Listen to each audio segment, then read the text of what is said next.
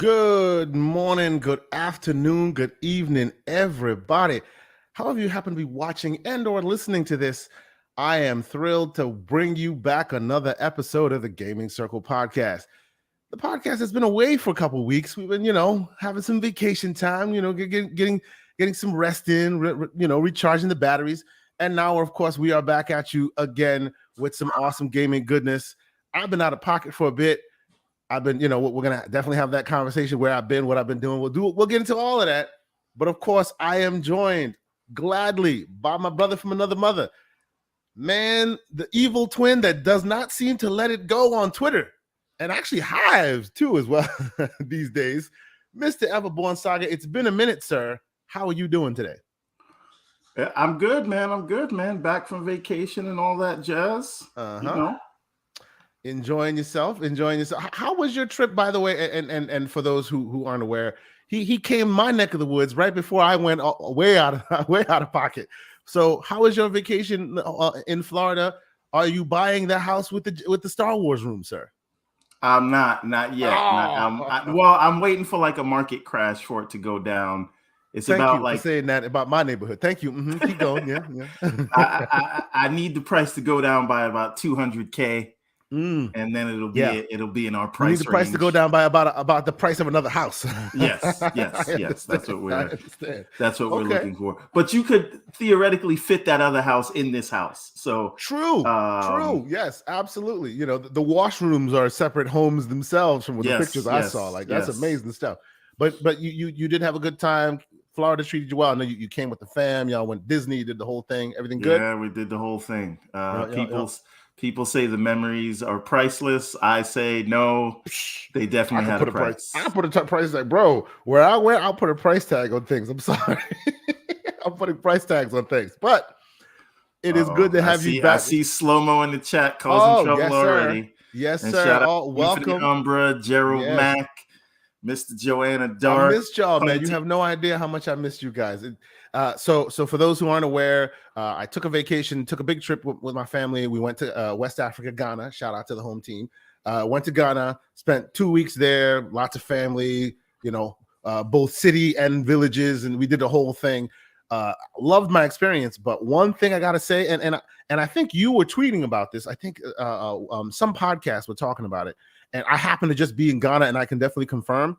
Not only is the internet infrastructure, at least online, like wireless, way less than, but like gaming consoles and stuff don't even recognize like that country as a country. It's just crazy, and that's not limited to PlayStation. Who at the Airbnb I was staying, they definitely had a PS4 there. Couldn't log in because it doesn't recognize me.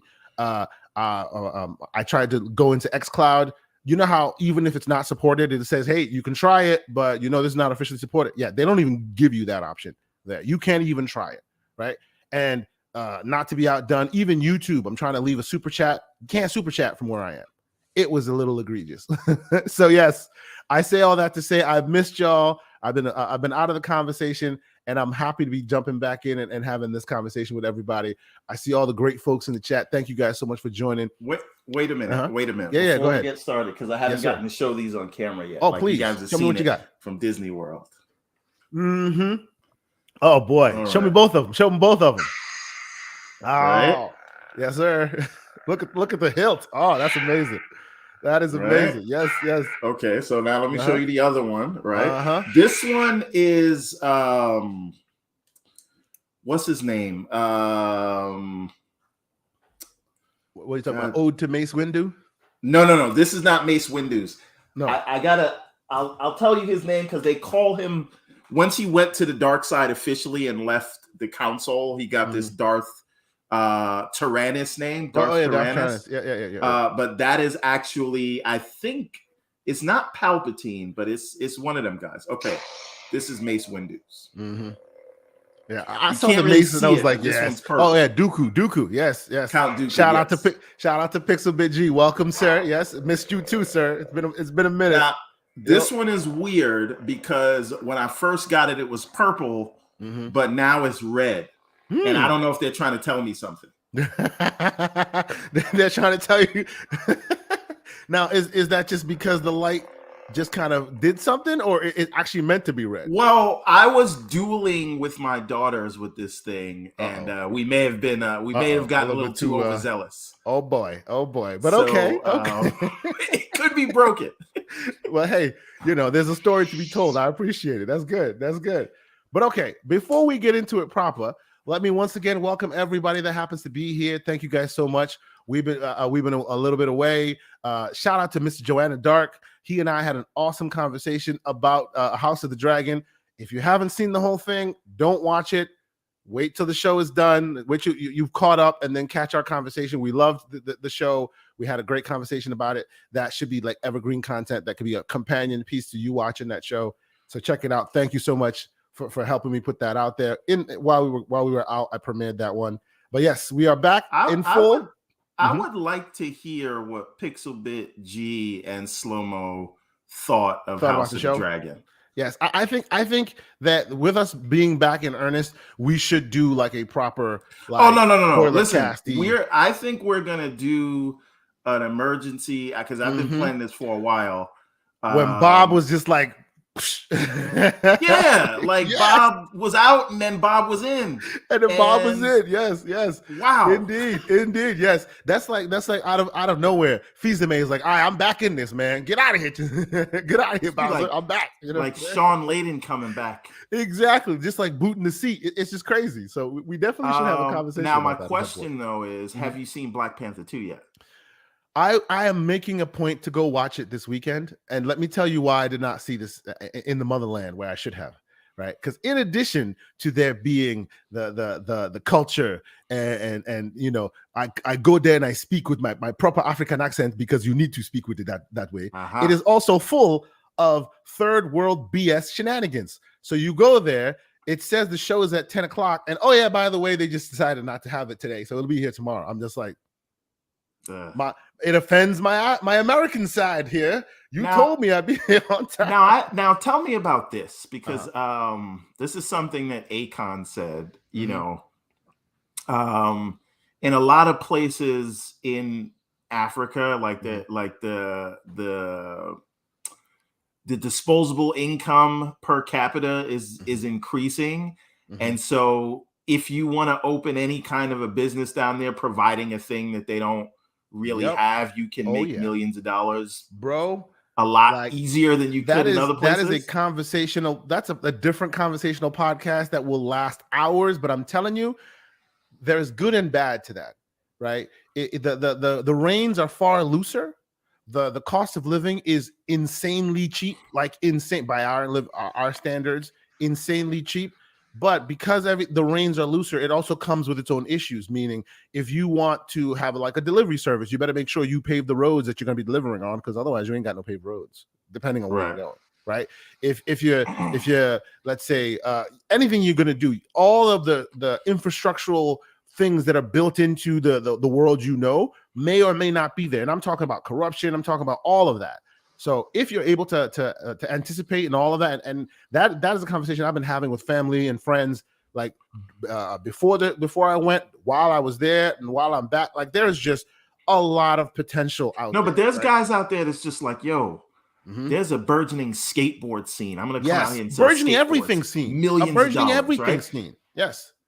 So and of course the infrastructure is slowly creeping up. Like every house is under construction, and when I say every house under construction, I'm talking about McMansions that you've never seen in your life next to huts, and they're all in construction. Like everybody's building. In like 20-30 years, this place is gonna be insane. But we'll see how the governmental infrastructure works, which also has come a long way. It's just, if you're used to the way the states do what the states do, you will have to shake your own. There's a way things are done in the third world tropical country. Florida even has some of that. Let me style that sometimes doesn't get the job done. You know what I'm saying? And I know it's on a different level than it would be in Ghana, but let me tell you a story about. I'm going to change the names so that nobody's implicated here. Let's just say I know someone who knows someone. So the husband and wife are both doctors, right? Okay. Pretty successful here in the States. migrated here from Jamaica. Mhm. So then they go and they say, listen, we have an office out here. We could open an office in Jamaica and make a lot of money. So they go to Jamaica, they open their own practice. Mhm. Everything's going great until the husband starts messing around with one of the secretaries. Oh no. Right? Yeah. And then they go and they get a divorce. And as a part of the divorce, the husband says, well, I'm going to take the practice in Jamaica and you take the practice in the States. And then after the wife is out of the picture, the secretary who basically got the husband to leave the wife, she gets her actual boyfriend to go and rob the guy. Oh, bro. And so now he's stuck in Jamaica with the practice, and he has to pay 24/7 security, right? Because you just can't be out there having money like that around people who don't have money. The security is at that point is act. Continue. So she's going around trying not to laugh about it. But you just have to think. He thought that young girl really liked him for his kind personality. Of course, and there's a lot of that there. A lot. But see, there's a lot more. We'll wait till you are a certain level of success, and then we'll come and take yours. And not necessarily just like some dude around the block who sees you got something, but the government or some kind of municipality that just goes, oh, this dude found a gold mine. Let's go get our piece of it. Stuff like that. There's also that sort of, and I'm only speaking about what I know from Jamaica because I've never been to Africa, but there's also like the mafia style. You want to continue doing business here? We need a VIG. You know what I'm saying? And there've been conversations I've had with family members and friends who similarly started some kind of business, wanted to get in there, and then through all the various hands that need to be greased and all of that, it eventually became just like, I don't even want to mess with this, and you kind of stepped away. There's been a lot of that conversation, but we will move to the gaming topic. I will end it by saying at least I will say there is definitely a lot of potential. The Gaming International Business Crimes Podcast. Business Crimes Podcast. No, the gaming is getting big out there, big. And I'm waiting for the next game studio. I'm waiting, and the cost of living, bro. Oh my God! Depending on where you are, it's almost like the entire economy is in your pocket. But that's neither here nor there. It's crazy. We will get into more of that. But let's move swiftly along because I have missed all these gaming conversations. We're gonna get into the games we've been playing. We're gonna get into a lot of the stories that have been animating Mr. Everborn Saga that I may have missed that he can fill me in on. But before we get there, though, I will have a bit of housekeeping. I once again, I appreciate y'all being here. Please hit the like button if you haven't done so. Subscribe if you haven't subscribed yet. We're still on that march to 1K, and we're actually doing pretty well. So please get us there. We really appreciate it. I will also be on the Xbox Era podcast today at 6 p.m. Eastern. Special Nick invited me. I was literally not even in the States yet. He called me out on a show while he was doing the show, and I was in Ghana. I couldn't reply. I'm like, damn, this is crazy.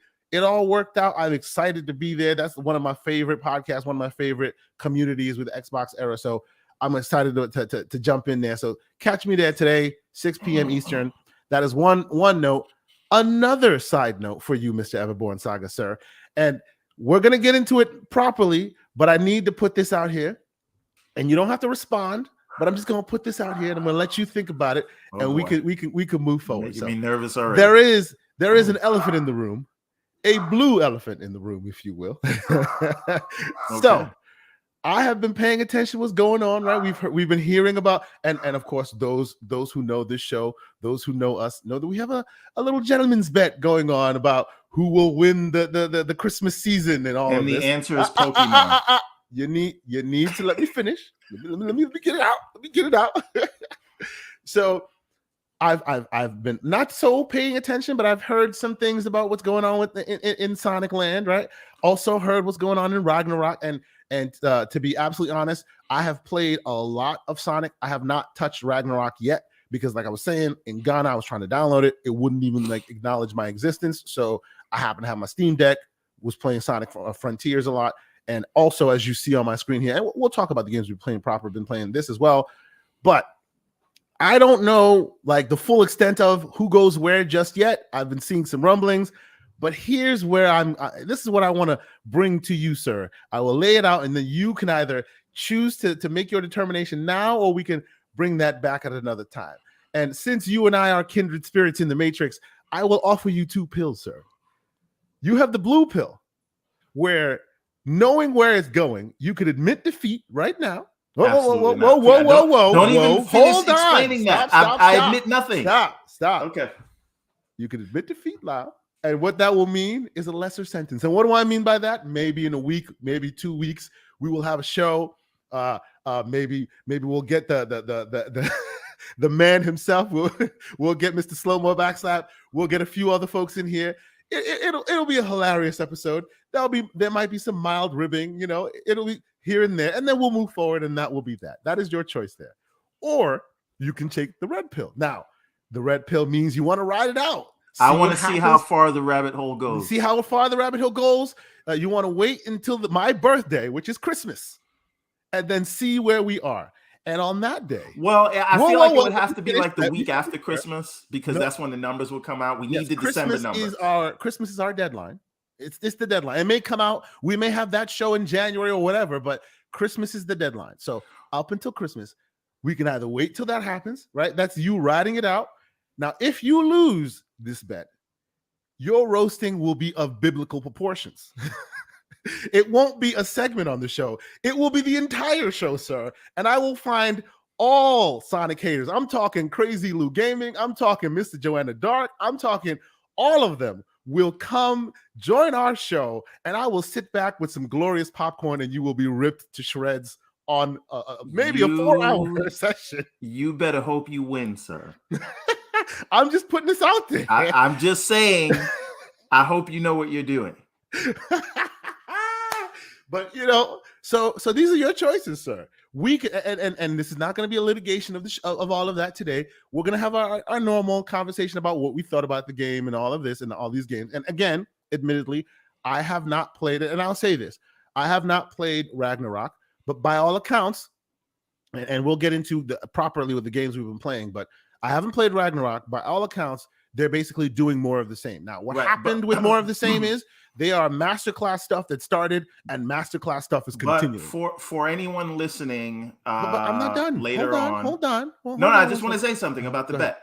The bet has never been about quality of Sonic versus Ragnarok. It's about how much will sell. About how much will sell. And actually, to your point, I was just about to say, like, as much as like you heard me say, right? By all accounts, Ragnarok is more of the same. Now, what was more of the same? More masterclass stuff, clearly, because the first one is one of my favorite games ever.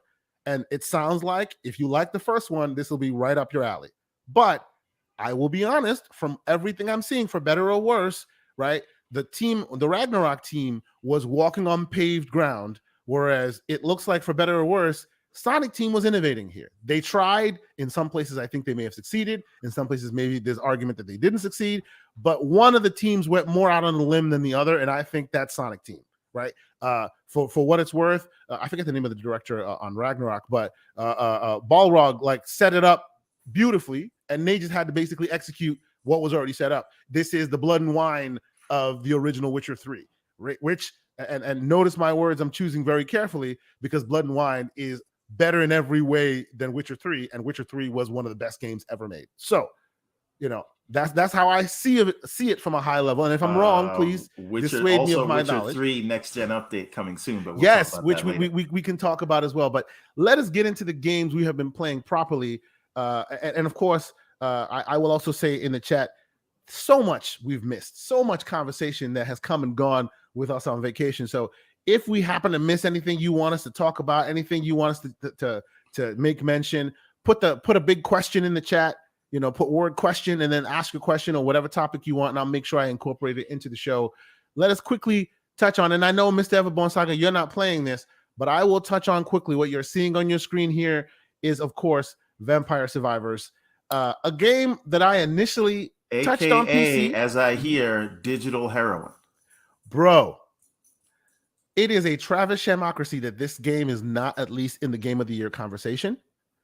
I understand why it's not, but to me, it's like, tell me you're not a gamer without telling me you're not a gamer if you diss this game. Like, there are criticisms to be made of every game. Not every game is for every gamer, but to out and out just dismiss it because it harkens back to your Neo Geo graphical era or whatever, or some people call it a walking simulator. This game is so interesting, so intricate. There's just so much interesting things here that off the bat you just don't see because we're so used to the awesome 3D graphics and whatnot. Like, as you see me here on the screen here, and let me be honest, since I went 2 weeks away, I had Sonic Frontiers, which took me 17 hours to download on a Ghanaian connection, and of course Vampire Survivors, which is like less than 300 megabytes. These are the only games I've been playing. This, and to a smaller extent, Marvel Snap, which is the phone game. But even that one, the connection started dropping, and I was losing games. I'm like, nope, not playing this anymore. So this was my offline crack. This and Sonic Frontiers. This game is so interesting, so intricate. It deserves far more attention than I think it's getting. Well, the gamers who know, shout out to you, Pixel. I know you were on it from day one. Man, this game is cracked. It is amazing. It is just so good. And I just keep finding more and more secrets. It's all about your build. How, at some point you just become a tower, a monster, a killing machine. It's an amazing game. Every 30 minutes, a 30-minute small slice. Why is it, sir, that you see this game and go, it's not for me? Give me your opinion. No. I'm not. I don't care about. I wish they had like better walk animations for the main character. But, sure. Well, but there's so many different characters, by the way. And funny enough, this 2D weirdness, every build, every character is absolutely different than the other. Play differently than the other. Strategy, so much strategy involved in this game. No. And off the rip, it just looks very basic. No. I love what I hear about it. The problem is, if you don't know this about Everborn, the quickest way to turn him off of a game is to say that it's endless or near endless anything. And I'm not saying this is endless, but I am Mr. One and Done, right? Sure, you want a beginning, middle, and end. So much so that you'd be surprised I'm not like a huge PlayStation fan, right? But once you tell me like the whole purpose is just to see how far you can go, like an endless runner, or it's just online competition, and or it's Destiny raids kind of thing. Sure, no, I hear you on that. Right? Yeah. So to me though, this has an end. Like, I know there's an endless mode to it. This has an end. You have to collect all of certain things. There are certain secrets to find. There are many characters to unlock. Once you've maxed all of your guys, and look at me. I'm a towering like, you start off as an old dude with a piece of garlic. At the end of this thing, you are a monster slaying machine. I'll move on after I hit this level with every character. To me, that's the end. But I do definitely feel you on the fact that it just keeps going indefinitely. At some point, I'm just burnt out. I'm done. I need an right. end. So for me, it's not actually because I'm turned off by the graphics. It's because I've heard such good things about how people can't put it down. And I can't do that. Right. Understood. Shout out to the man, Infinite Number.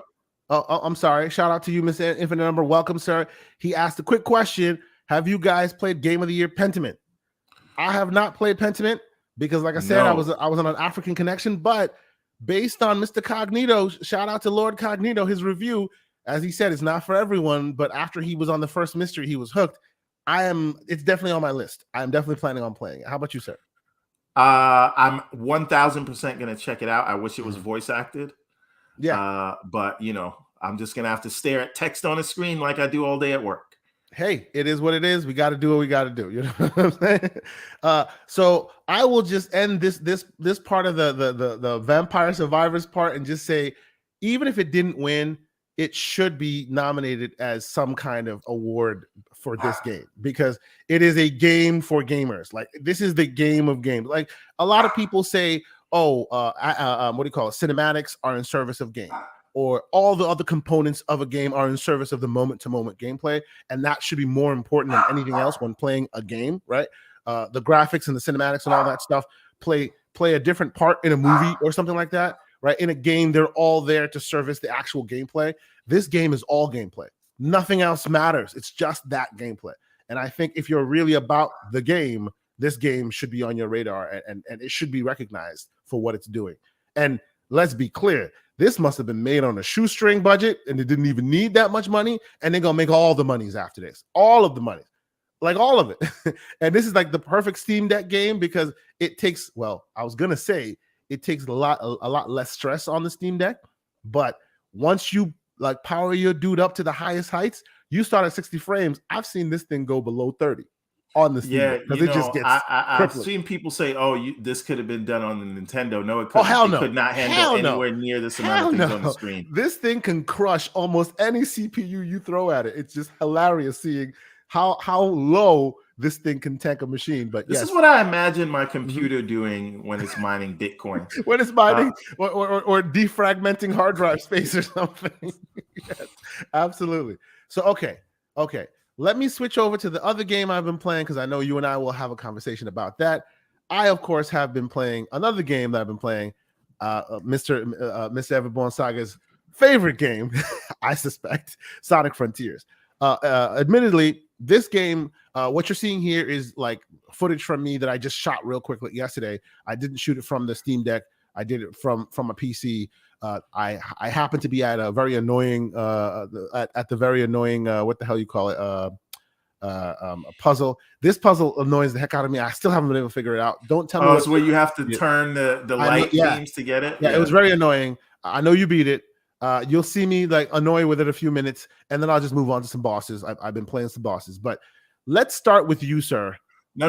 Because I got a lot to say, so I want to hear what you think about it. Okay. And then so viewers of this show know that I have been on the path with Sonic as Mr. Everborn Saga. My buddy Mr. Everborn Saga is such a Sonic guy. So if nothing else, I will go there and I will invest my time. We did it with Sonic Lost World. We've done it with a few other games here and there. And my criticism of Sonic Lost World was they seem to have cracked the nut on Sonic and his world building and all of that. But the mistake that they did in Lost World was giving it to Sonic because Sonic needs more of an open plane and not this small little small bespoke little worlds. It stopped him from being able to get from really reaching the heights that you wanted to with the character. It seems they heard me because that's directly solved in this game, right? In the open world, Sonic is out there. You can just go explore, they promote the speed. The speed is an asset, not a detriment, like it wasn't in Lost World. I do have some criticism still, not necessarily of the world building. I haven't beaten the game. I'm at least 30 hours or so into it right now. I've really been like in there playing a bunch of different parts of it. The issues I have is the camera.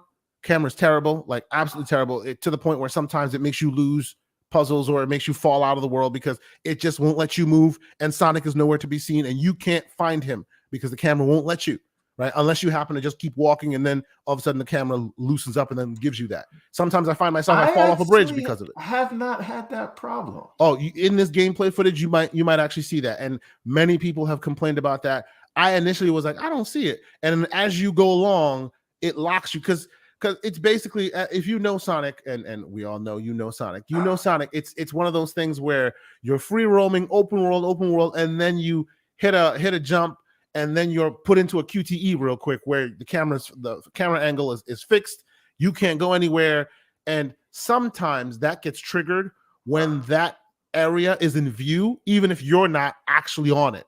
So if you happen to be having that loop-de-loop or whatever in view of your camera, but Sonic is behind it, then it locks the camera as if Sonic is on the plane when he's not. And it's just some weird bug things, which most likely revisions, they may fix that. I think when you've been playing bad Sonic games for long enough, you kind of adjust for it. Sure. So you know how to get out of it. So maybe that's why I have it. Sure. Okay. And as derivative as this may sound, and it does sound derivative, but and for those who clown me, yes, I know that the grass basically illuminates the path you should take. This thing still annoyed the hell out of me. Anyway, the thing about this game, I was like 30 seconds away from going to YouTube to figure this one out, and then I got it by no. Let's be clear, I got it by mistake. Okay. but I was super about to cheat. In this footage, I eventually this- quit, move forward, in and this go puzzle. and go beat some bosses. That's what I did in this. So you'll see me toil away a little bit, and then I'll just go, screw it, now I'll go play some bosses. But what I like about this game, the free roaming, the open worldness of it. People, they say open zone, sure. People have been very derivative, and I will be as well, which is basically look at what Mario did and look at what Nintendo did and copy. This is Breath of the Wild Sonic through and through, but it works well. It's fun to run with Sonic around as you're building as you're building up his there's some light RPG elements here where wait a you minute, get more. sorry, 1 second. Slow-mo, you can check my stats. I beat Elden Ring a long Yes, he time has. ago. Yes, he has. I'm He is an Elden Lord, sir. I got 100 and God knows how many hours in that game. Don't try to See, play and the me, funny sir. thing is, I have the same 100 some odd hours, and I didn't beat the game and moved on. I'm sorry. I may go back to it. We shall see. You know, we'll see. What I will say, like, and I will let you get your thoughts on this. I'm still continuing to play the game. I will continue to play this game. The pop-in is egregious. It's egregious to the point where, like, it's to a point where it's even almost a game mechanic. Let me get closer to the screen, closer to the place I want to go, and see if like traversal opportunities pop up and show themselves. Rather than you're not this far yet, but that gets really bad in the third island because all the emeralds, the Chaos Emeralds, are on separate mini islands, and you don't know how to get to them because you can't actually see that there are platforms there. Yep. It is egregious. Like you end up lost. Now you may not know this, right? But if you unlock all the cyberspace towers, you can then fast travel throughout the island. Okay. But you know what? This is a fun enough traversal type of game that you don't want to fast travel. Yeah, it's real fun. Like look here. See how the camera does me? When I got it wants to get you on the railing. So as soon as you're close to it, it locks the camera to the point where you drop. It won't let you unlock the camera because, oh, you want to be on that railing, right? No, I don't. But it's locked you there because it thinks you're on there. And it happens like that all the time. Whenever the QTE lock camera thing is in view, it thinks that Sonic is on that thing. Well, I can understand what you're saying, but let's not call it QTE because that's yes. I understand. It's a locked camera in this game. Yeah, absolutely locked camera perspective. But like you right have here, full motion. You see that icon in the corner. They lock the camera. You can't move it. You can't move it. And the problem with that is sometimes you need to move it. You're not in an area where the locked camera is a good thing, but you got no choice. You know, you'll either fall, you'll either die or whatever, because that's just the way it happens. And it's happened many a times that way. The gameplay you're seeing is just me traversing the world doing stupid stuff because I didn't want to, you know, I'm still playing the game. I'm still playing the story and all that. I'm enjoying the game by and large. I think this is probably one of the better Sonic games. And based on some of the reports, it's one of the better. It's one of the best selling Sonic games. So that's great.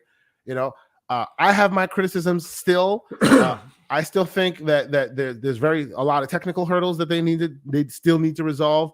Specifically, the camera angle stuff and the pop-in stuff, which is really bad to the point where sometimes it just. Let me ask you a question about the pop-in. Do you blame the Switch for that, or is it just supporting last gen, or is Sonic Team just not good? I wouldn't say Sonic Team is just not good with that. And when I say not good, I mean not good at optimizing. Yeah, I get you.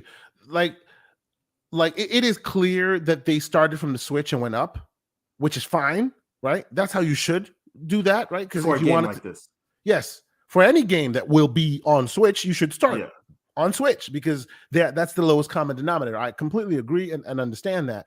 It just seems that once they got it working to a certain level on the Switch, it seems they kind of then gave short shrift to the others because there's no reason for you to just keep it the way it is right now when you could have applied more of the resources that like a PC has or a console has. There's no reason why this pop-in should be a thing on PS5, on Xbox, on PC. It shouldn't be a thing, but it is. If it runs on the Switch, There Yes. should be Well, no pop. well, no, on no, these levels. and the Switch needed pop in, right? That's part and parcel of the experience there, because that's a hardware limitation that they basically dealt with. I get that, but then you can spend some time after that and resolve those issues for the other platforms. You can resolve that, but they just chose not to. They kept it the same. Well, there was some report, and I'll try to find the link to it. But Yeah, there were please. some. I'm as we said, I'm very much out of the latest and greatest. So fill me with better information if I'm wrong here. No, you're not wrong. I saw a report somewhere about there were like issues when they got to the QA of this game, and the employees were complaining, and there was kind of this crunch kind of thing. So they wanted to delay this thing, and they said no. I don't know if they wanted to delay it, but Okay. I know the QA team was not like super happy with it. But to be fair, like even if we look at the Dragon engine for Yakuza, those are never optimized. So Sega, absolutely. Like, and maybe this is just a function of them not having the money to do proper QA on their games. But you know, Sega, I don't think anybody will write home about their optimization for most of the games. So, you know, we'll that remains to be seen. But like every other Sonic game, as soon as you play this next generation, it's going to be amazing. Oh yeah, this on the PS6 is going to be. Oh boy, the next Switch is going to eat this thing for lunch. It's going to be amazing. Absolutely. So give me some of your thoughts on this game. Go ahead. This is one of my, if Elden Ring didn't come out this year, this would be my favorite game that I've played this year. I had so much fun with it, right? And now you said you beat this last night. I beat it last night, yes. Okay. There's 5 islands, but if we're being honest, there should have only been 3 islands, because the last 2 islands, well, really the 4th island just felt like it shouldn't have been an island, right? Look at me popping up. Go ahead. So really there's 4 islands, but I'd say 3 because the final island is like an amalgamation of the first 3 islands. Okay. So and you'll see that when you get that far. The 4th island is the most beautiful, and it's kind of like graphically, I think there's less to do in it because they've turned up the fidelity. So they basically put all their resources in one area, and in doing so, the gameplay suffers a bit. Yeah, well, there's nothing to do on that island. There's 5 towers, which are fun to climb, but you deactivate the 5 towers and then you leave. There's no bosses there. There's almost no one to fight. And to your point there, bosses, real quick, that is a triumph of this game. Some of the bosses 1000% are like, wow, like the scope and scale and all the things you do, like the stupid snake thing, that the flying thing that's like right now he's been a pain in my butt, and I've been trying to get him. I was so close multiple times, and it's very good. Well, here's the key, right? Because you have to start upgrading your strength and your speed. And to get close. Right. So when you upgrade your speed and you do that by getting the Cocos and then finding the guy that collects them. And then he upgrades you. I've upgraded like multiple times now. I've seen no purpose in upgrading the amount of coins you can carry.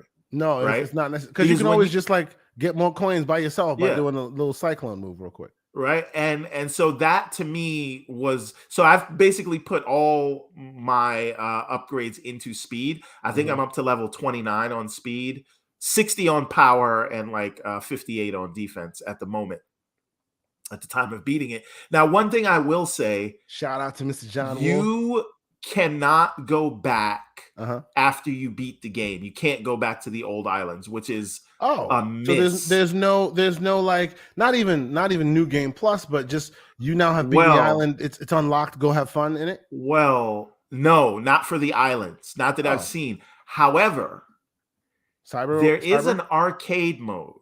So you can play this game after you beat it, basically as a traditional Sonic game where it's only the cyberspace levels. Oh, so the whole thing just becomes just the cyberspace levels. That's awesome. The arcade mode, right? So, because them cyberspace levels, let's be clear, from a graphical standpoint, from while the open zones have great bosses, what the cyberspace levels have that the open zones don't have is amazing color, amazing music, it's almost like they took the level the design as Sonic well. you remember and then went, okay, this is the 3D next gen version of the Sonic games that you remember, and it's all the cyberspace levels. That's pretty cool. Well, and now another thing I want to say, like, I think it is actually a travesty that this game was not nominated, at least for the music and the score for at the Game Awards. Like, there's no game this year that has a score and music like this. Think about it. Think about it for a second. Yeah. At the very least, you can give this game that.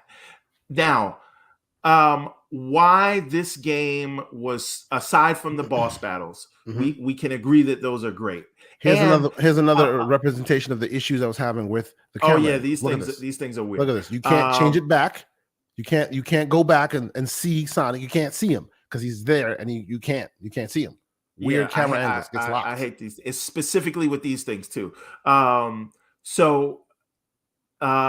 other thing is, so we can agree cyberspace levels are great. Like, oh yeah, I agree. Like, that is the proper evolution of that franchise where it should have gone. They threw this open zone stuff to kind of swerve folks. No. But see, you're not gonna like where I'm gonna go next. Right. So we can agree music is probably best in class this year. I think I can't think of another game I've played this year that had and there's so much of the music, right? Yep. Cyberspace, we agree that that's great. You know it, Mag. Of course. Why wouldn't there be? The boss battles are more inventive and more numerous than most AAA games you've played this year. Right? There's not a lot of games, big AAA games will give you some good boss battles and then repeat them. I'm not going to say any names. Right? So they did not do that here, right? So boss battles, dope. Music, dope. Cyberspace, dope. For me, them doing something inventive and doing this open world thing, there are absolutely things like you mentioned with the camera that they can work on. But the level progression system, I think it could do a little bit more honing. Like I said, it's basically pointless to upgrade the amount of rings you can carry. Yep. And then you kind of run out of steam in terms of what upgrades you can do because his skill tree is pretty short, right?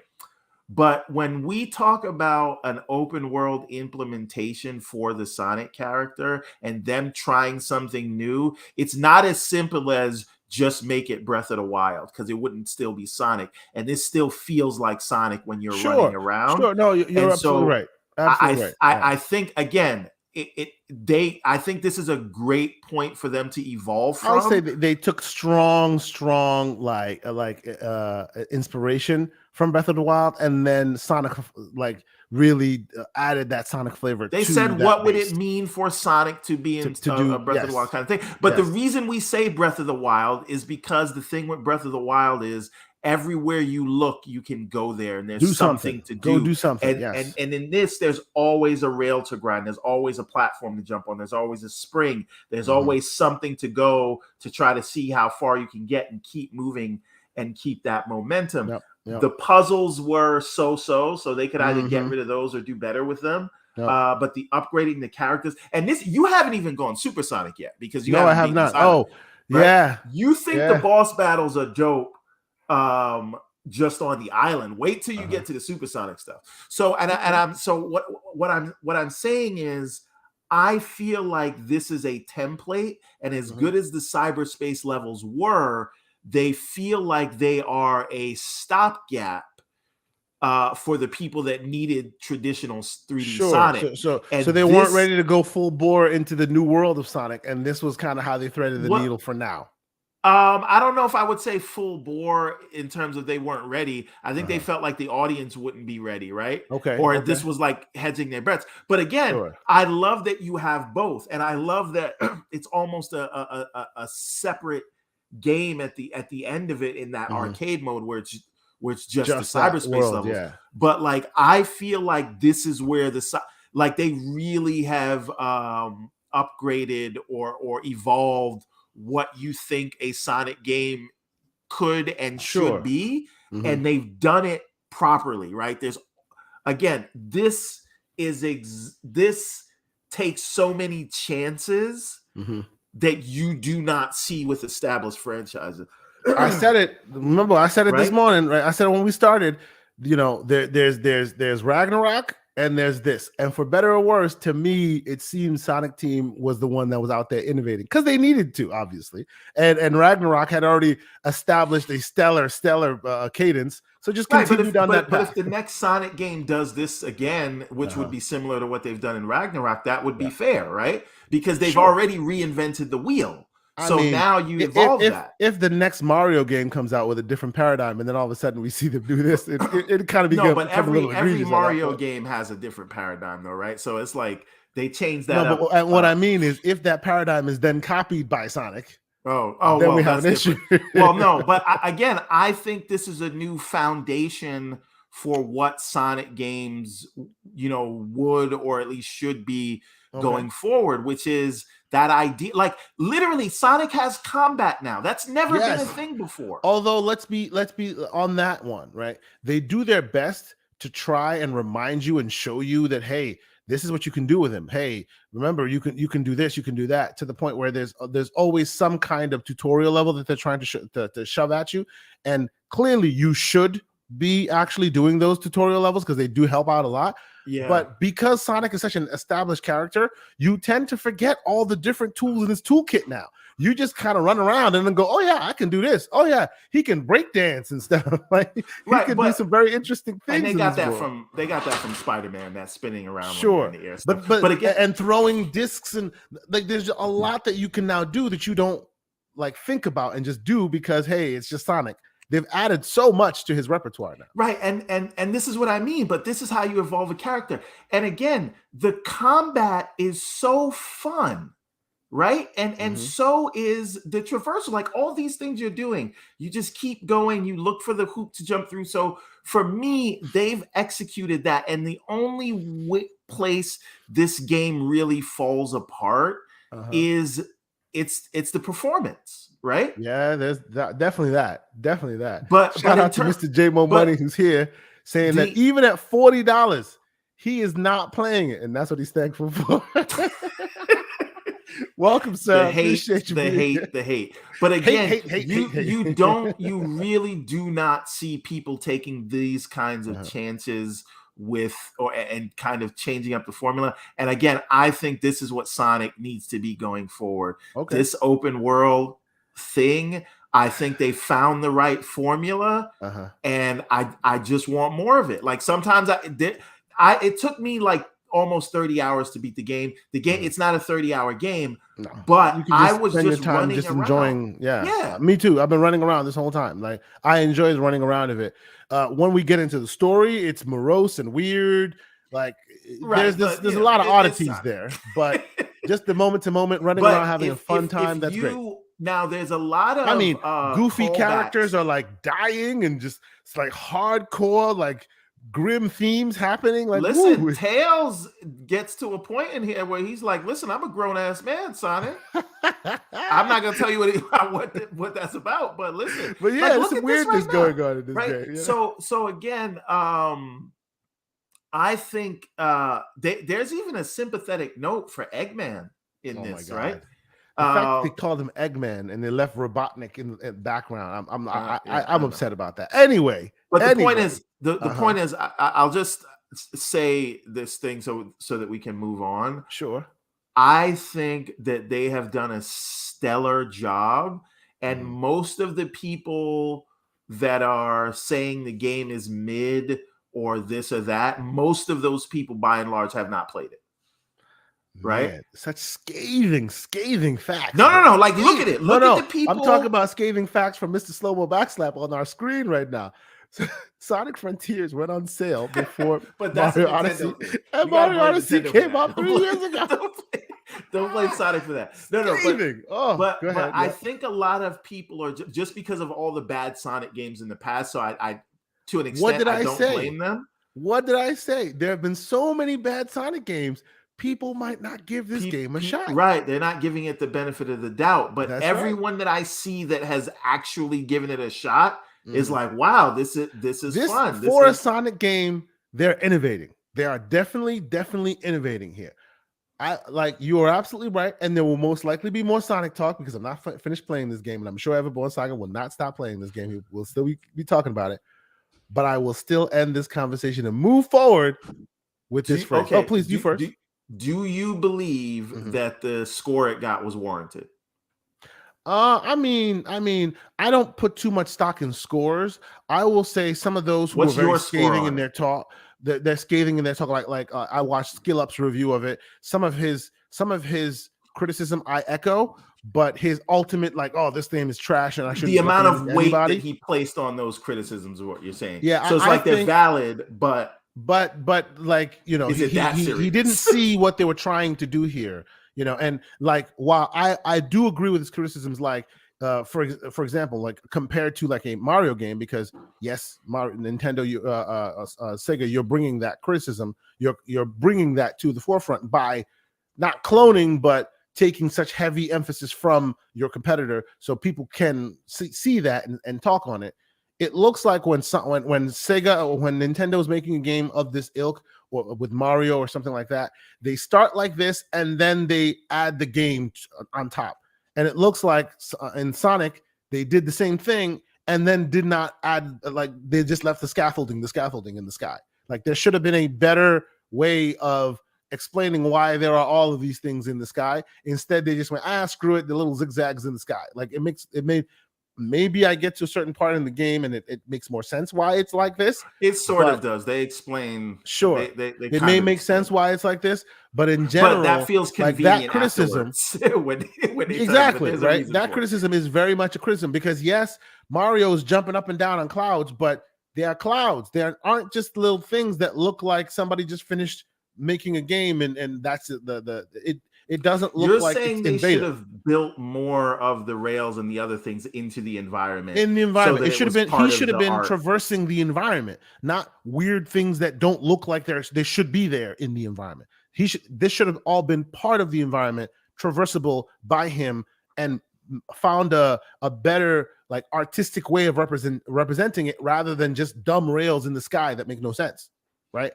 I think they could have done something better with that because this makes it look like it's an unfinished product.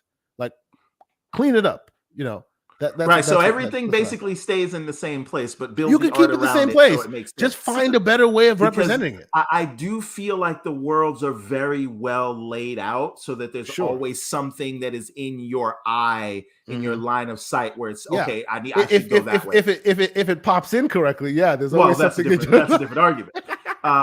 No, but really for me, I would, if I'm scoring this game, I give it an 85. I give it a strong 7.5 so far. I like it, but that's in line with the reviews gave it. So you're kind of I'm not giving it a hard it sucks, right? It's definitely but worth 75 playing. Doesn't suck. People, we got to get out of that, right? Exactly. It doesn't suck, right? Is it $60 value?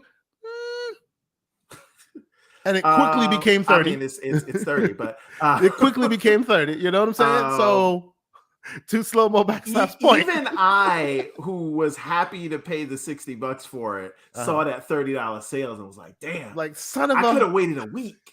You know what I'm saying? So to that point, some of the criticism is apt. It's just to your point. I think they went a little vitriolic with it. No, because it's easy to say, oh, it's Sonic, it sucks, right? Yeah. And again, that's their fault, right? They put out some stinkers, so people have a bad taste. I understand it, but I just implore you, if you want a game that's actually fun, I don't think you can play this game and be like, oh. No, even if you don't care about the story, you could not care too about any of the stuff being said. Just the moment to running around and beating up bosses and things is very fun. Let us end this Sonic conversation and get into some game talk. And before we do that, I will say once again, we'll get some game news talk, right? But once again, thank you guys for being here. It's awesome already. Our numbers are climbing already. Please hit the like button if you haven't. And try Sonic Frontiers. If you've been shitting on it just because Sure, it's a Sonic game, that's your one. Try it. I promise you it'll put a smile on your face. Hit the like It's button only if you haven't $30. hit the like button. It's only $30 for Sonic Frontiers, yes. And I will say for you, sir, before we move on, red pill, blue pill. Just saying. Let's continue. That wasn't even a choice. I'm in the Matrix, baby. Hey, man. For the record, for those who saw the show, I gave him an off ramp. I did. Like Sonic, I gave him an off ramp. He's choosing to ride it out. Right, slow. Please get yourself ready because it's going to be a show of shows. I'm going to talk to Mr. Joanna Dark. Crazy Lou wants to get in. I'm sure we're going to have a show. I don't know when that's going to be, but boy, I'm going to call it the Reckoning or the Knees episode. I'm not sure. I haven't decided yet. You really better hope you win this bet because I feel sorry for you. Oh, fantastic. Anyway, so let us move swiftly along. And like I said, if we're missing any news stories that you want us to talk about, don't hesitate. Put it in the chat. We'll definitely get to it. But I kind of wanted to have a conversation about the Game Awards. Because as it happens every year, and some people care, some people don't. They come out. You can vote what you think should be nominated, what shouldn't be nominated. All of this, of course, happened while I was on vacation, so I just kind of saw a bit of a glance at it, but I didn't really pay too much attention. Can I ask you, Everborn, right before we get into any of the, because I haven't even seen the nominations or anything like that. I've seen some, but not really like the full thing of it. And the fact that it says it's 12 days to the show, I'm like, damn, 12 days? It seems to have just happened out of nowhere. What was your off the rip thoughts? Stray is the wild card that I feel like shouldn't be there. I didn't play it, so I can't really say that. Yeah, I played it, and I think it's hilarious that's there. The way that people talk about Stray versus the way they talked about Cult of the Lamb is for me just laughable. So I feel like Cult of the Lamb should have been there. I've played Cult of the Lamb. I haven't played Stray, so I'm not going to die on that hill. But everything else here seems expected, right? There are people that would argue maybe Horizon shouldn't be there, but I don't agree. I think Horizon should definitely. Well, maybe not Game of the Year. I'm not arguing that. I'm saying there are people that would argue that. Yeah. But I think everybody knew God of War or Ragnarok was going to be there. Of course. It's Elden Ring's to lose, and really people say it's between Ragnarok and Elden Ring. Yep. But again, Tales awesome. Fun fact, that's what I'm playing. That's next on my list after Sonic. So I had to buy Ragnarok day one because my son wanted to play it, but I was going to wait. Because you're in a house full of ponies is what we heard, right? Oh, my God. Hey, listen. Here's my anecdotal proof. What's the first thing they asked for? Yes, I was about to say, this is my anecdotal proof. They came to the house. We had dinner. It was awesome to have Everborn and the fam in the house. First thing Junior grabs, PS5 controller. Xbox is right there. And they played PS5 the whole time they were here. I have no control in this house. House full of ponies, baby. What you gonna do? All right. So, okay. By the way, Slow-Mo thinks the Sonic bet is a fait accompli. We'll see about that, sir. Oh, it's gonna be fun, baby! I can't wait. I was hoping you'd stick it out because and by the way, I had a quick conversation with Mr. Boomstick about it. He's like, "Come on now, have you not met this man? He's gonna ride it out." I'm like, "Of course he is, of course he is." But I'm still gonna pose it to him live on air. That's fine. So the record is there. They're the receipts. I gave him an off ramp. I'm on my square, baby. All right. So Xenoblade, I expected it to be there, not because I've played it, but because a lot of people played a little bit of it. We're saying like really it. good It things is about fun. it. Yeah. It is fun. I didn't know that Plague's Tale would be there. Like I know Plague's Tale is going to be great. I played it for like maybe a half hour so far. So great. I love the first one. You know my issues with the combat or whatever. But it's still a small team.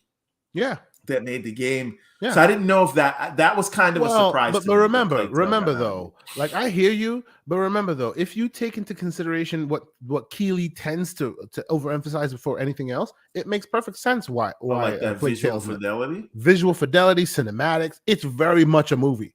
It is very much a movie, and in that respect, and the hardship they go through, and it's very well told. all of that, makes it seem logical to me that it would get nominated.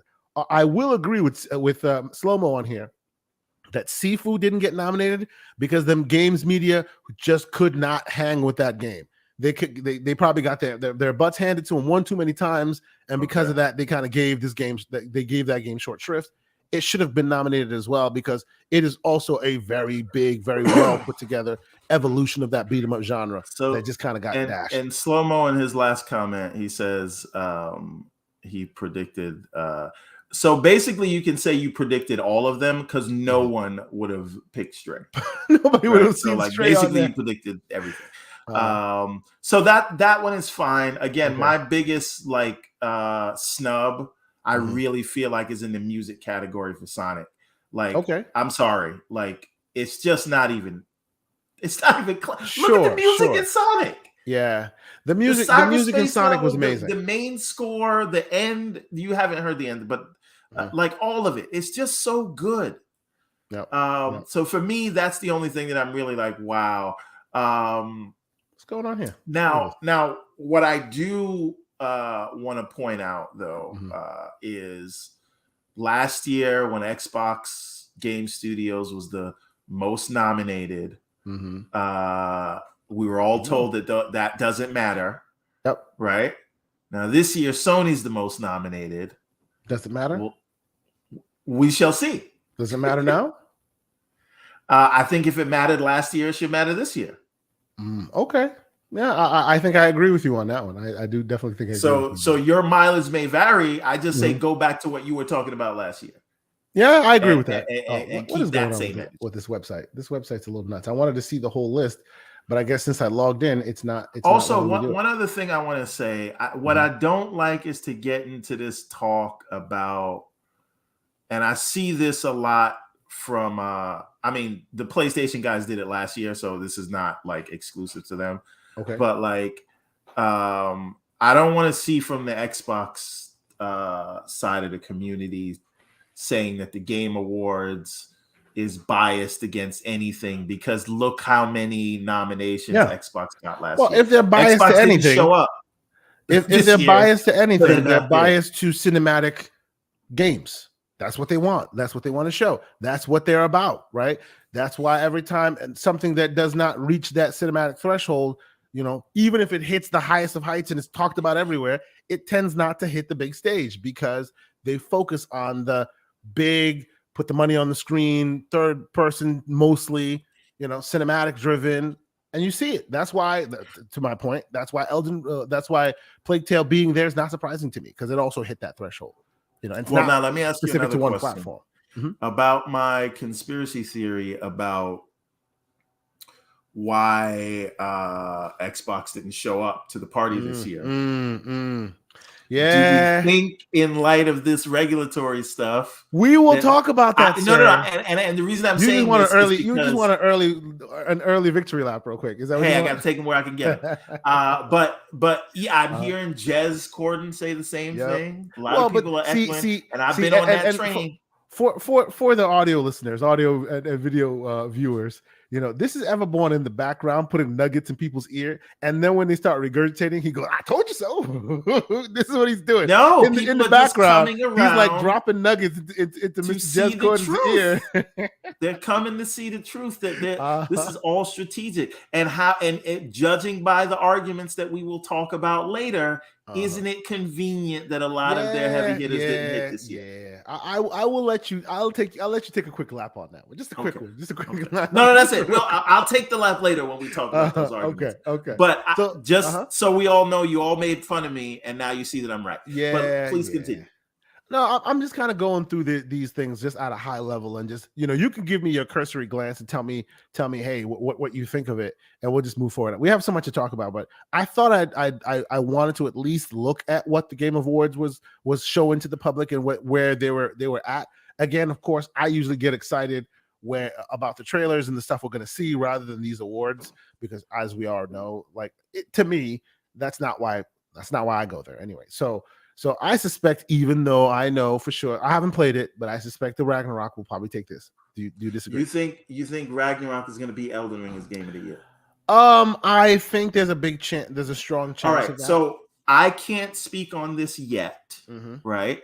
I can only go by the reviews. But those in the chat who have played, preferably the ones who have beat Ragnarok. I could put a quick poll out here and see what you guys think. Quick poll. Who do you think will win? Ragnarok versus, let's see, Ragnarok versus good old Elden Ring. Let the votes speak for themselves. Let me put that out there real quick, and we'll take a quick poll of our audience and see what you think. Ragnarok versus. So, and while you put that together, what I want to know is, like, did Ragnarok 1 deserve the 94, right?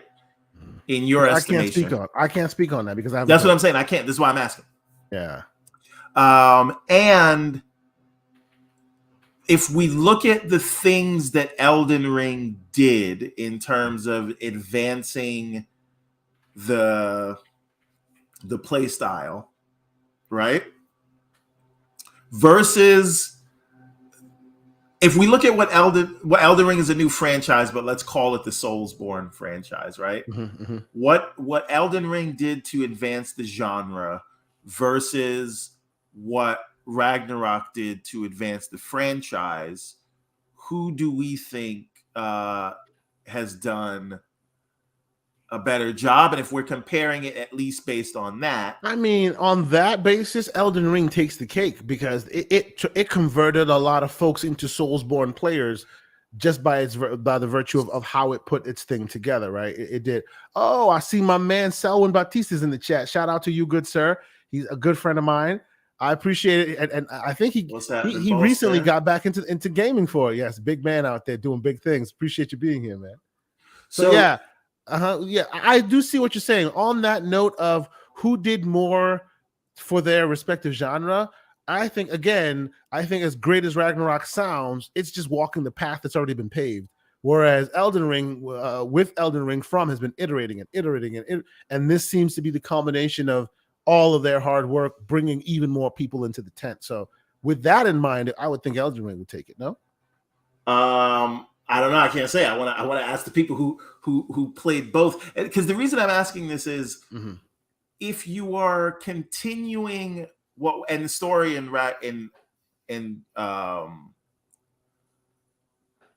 the story in God of War 2018 was so good that just continuing that story and bringing it to a conclusion is really enough. That's why I call it the blood and wine of Witcher 3. It's like, a continuation of what many consider to be if you had greatness, best, yes, and then you give me more greatness, I'm happy. Sometimes that's all you have to do. That's all I need. That's right. So, but again, I loved Elden Ring. It's currently sitting as my game of the year, but I have not played Ragnarok. This is why I'm asking. So, what the guys who've played and gals who've played both, please let us know. Yep. What do you so think? Far?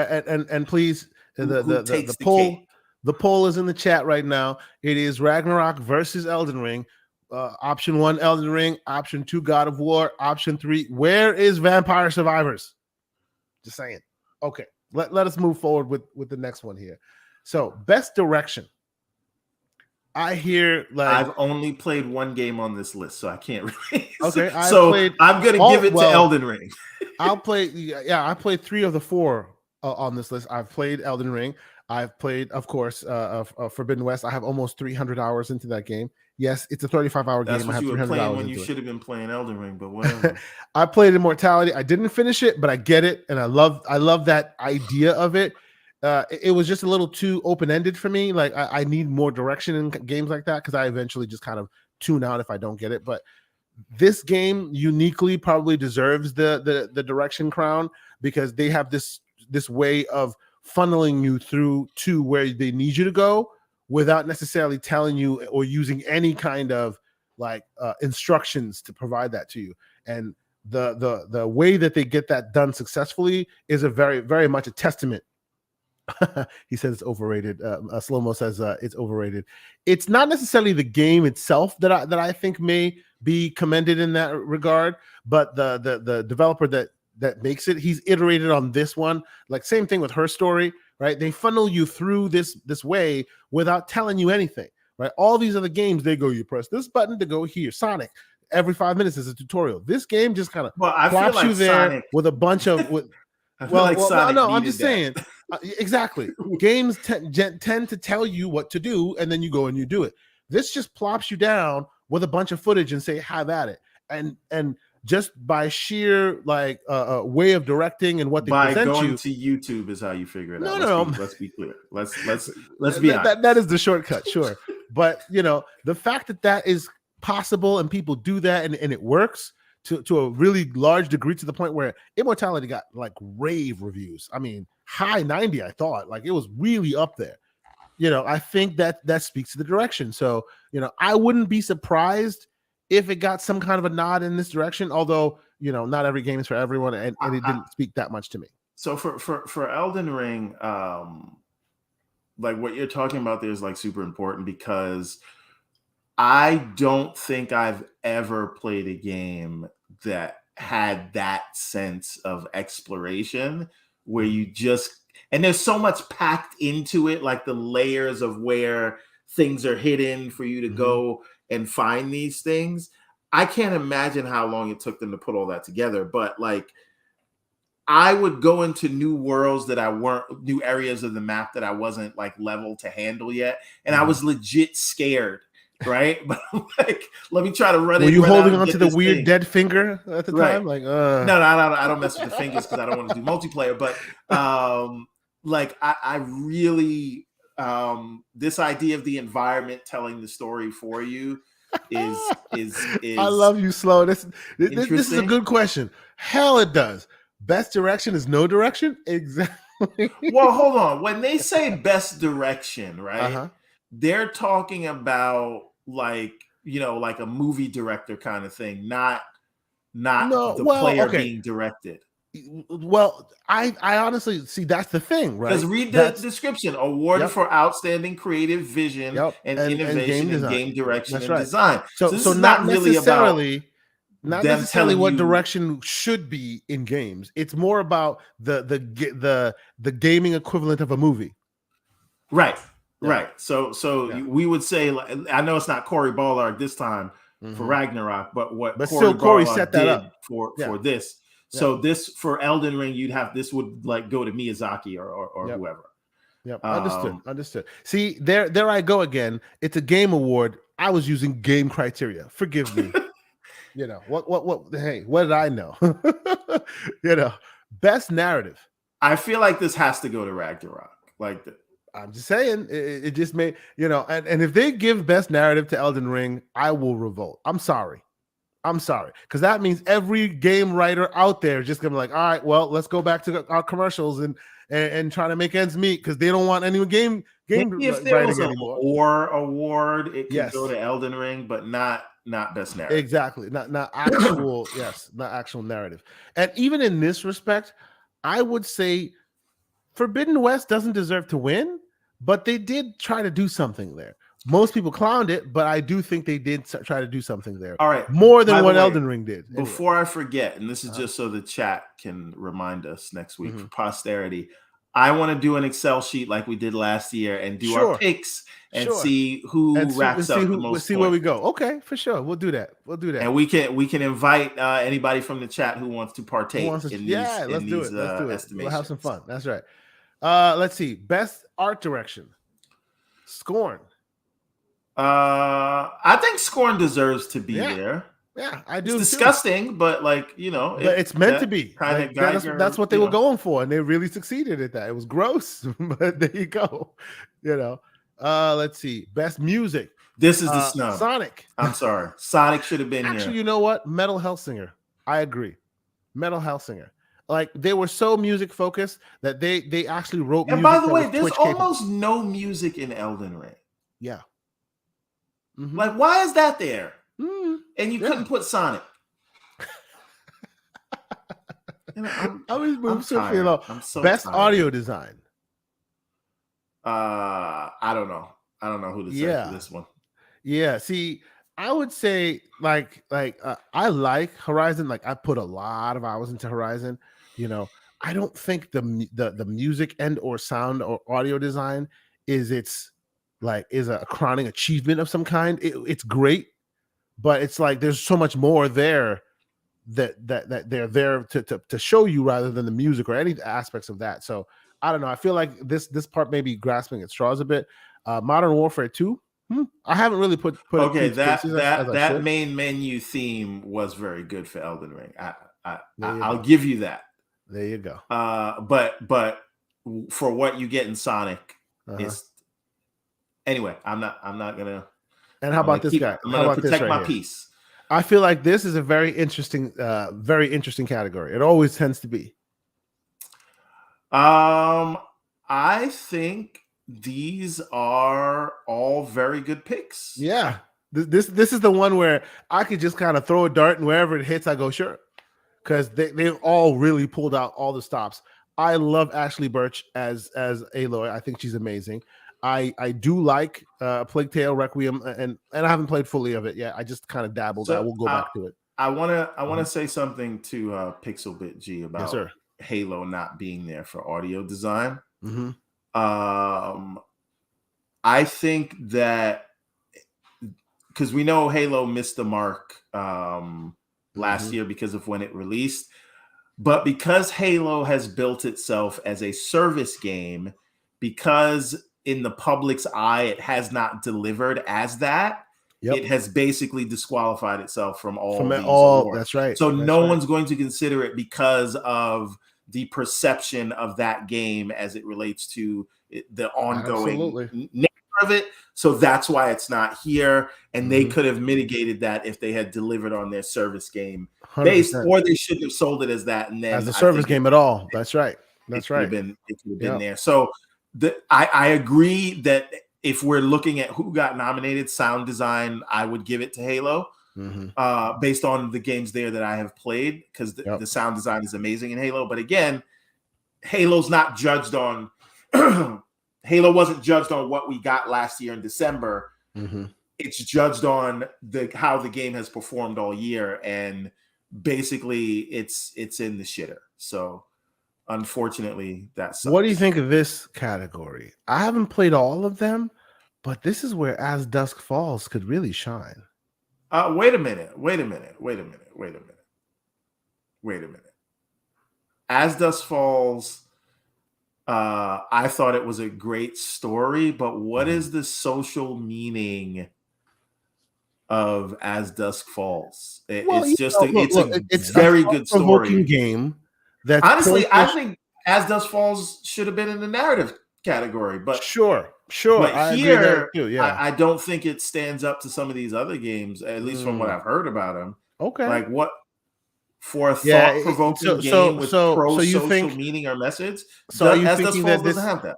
They needed to fit As Dusk Falls somewhere, and just kind of fit it in here instead?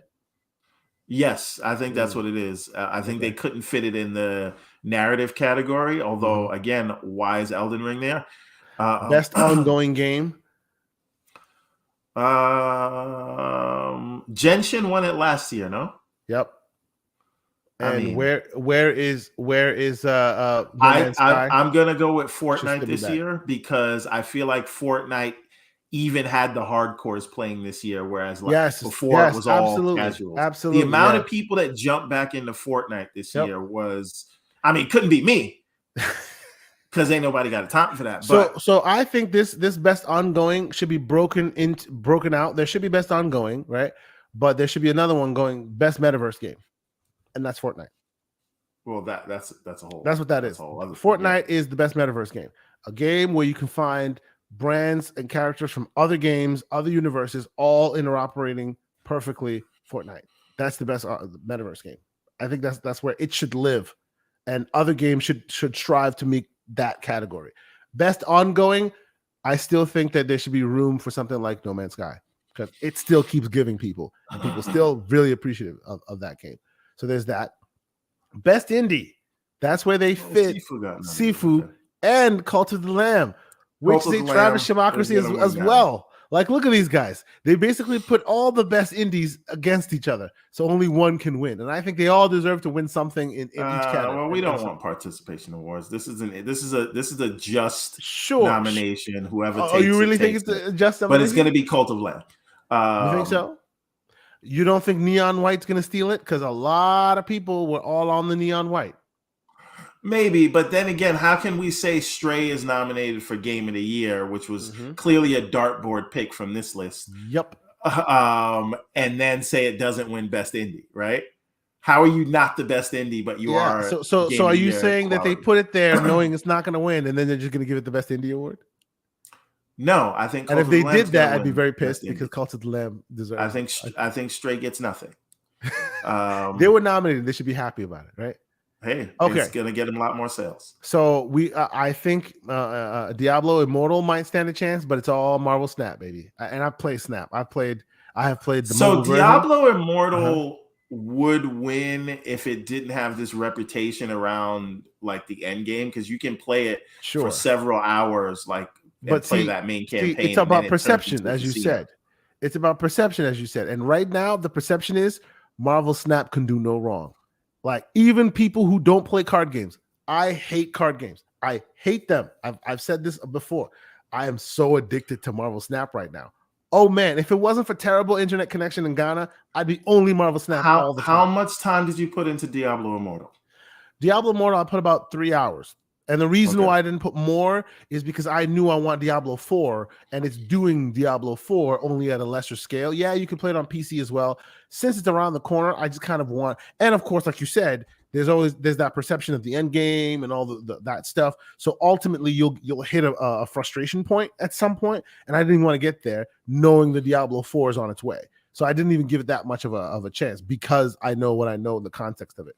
So to me, best mobile game this year, I would be stunned if I don't see Marvel Snap take it, because it is by and large like what do you call it? Wakanda Forever came out. I opened the game up. There's a special deck for Wakanda. I'm like, man, my hand is like hitting that buy button. I didn't do it. You can play the whole game without buying a thing. They're just throwing more cards at you. They almost had me. Now, of course, I haven't seen the movie yet. Right? I'm planning on seeing it this weekend. Probably Sunday.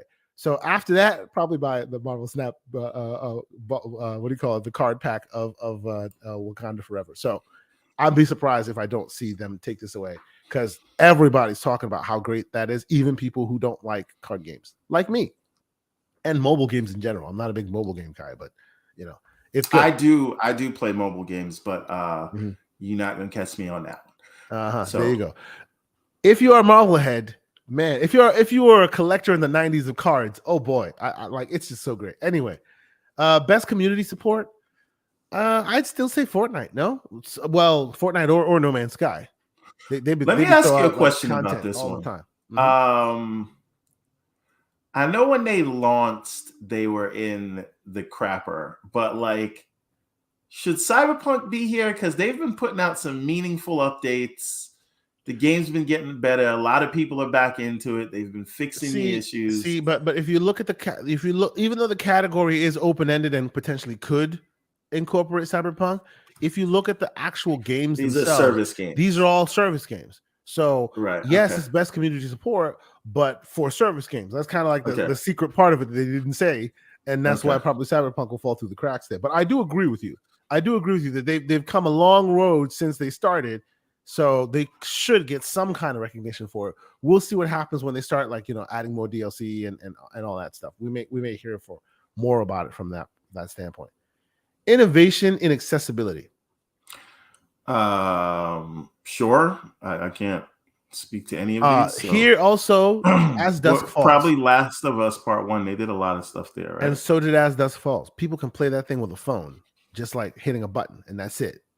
They did a lot because they spoke a lot about why the heck it should be so difficult to get into a game. This is for people who don't even know how a control scheme works. You can basically do it as simple as. Well, hold on a minute. Mm-hmm. Shouldn't Vampire Survivors be there because it only takes the joystick to play? But that's not an accessibility feature. Okay. That's just how it always has been, right? An accessibility feature would be, I don't know, You could play with your eyes, and it has eye tracking or something. You know what I'm saying? Yeah. The barrier of entry of Vampire Survivor in general like tends to be very low, so I have no issues there. So best AR VR game.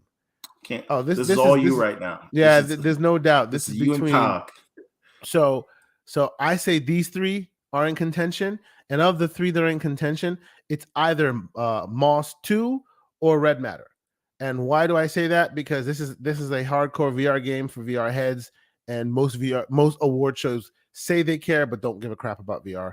So this being the Keeleys, they want cinematics, and Moss has a very interesting cinematic overlay, and Red Matter 2 is awesome. Like it's almost a movie, right? And Red Matter 2 has been one of the first games that come out that's using the foveated rendering from the Quest 2 and from all the other devices that are now potentially going to use that as well.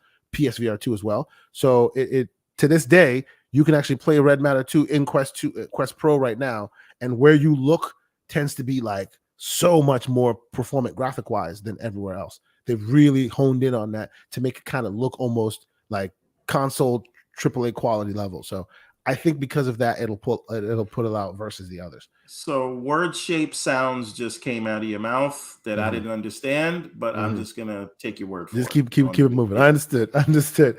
Best action game. TMNT. Damn it. It better win. I hope so. It probably won't win, but I want it to. Probably Bayonetta 3 will get this one, but I want either Bayonetta 3 or probably, well, that's tough too, right? Sifu. Right? Because Sifu won't get best indie. TMNT. Bro. This is a tough one, bro. Because I know Neon White caught a lot of zeitgeist. It was all right for me, but it caught a lot of zeitgeist. I know Sifu was Turtles in a half shell. Turtle I love power. TMNT, and Bayonetta 3 will also get shine because this is Nintendo we're talking about. So everything besides Call of Duty, I suspect, could potentially win this one. Mikey, Donnie, Leo, and Raphael. Understood.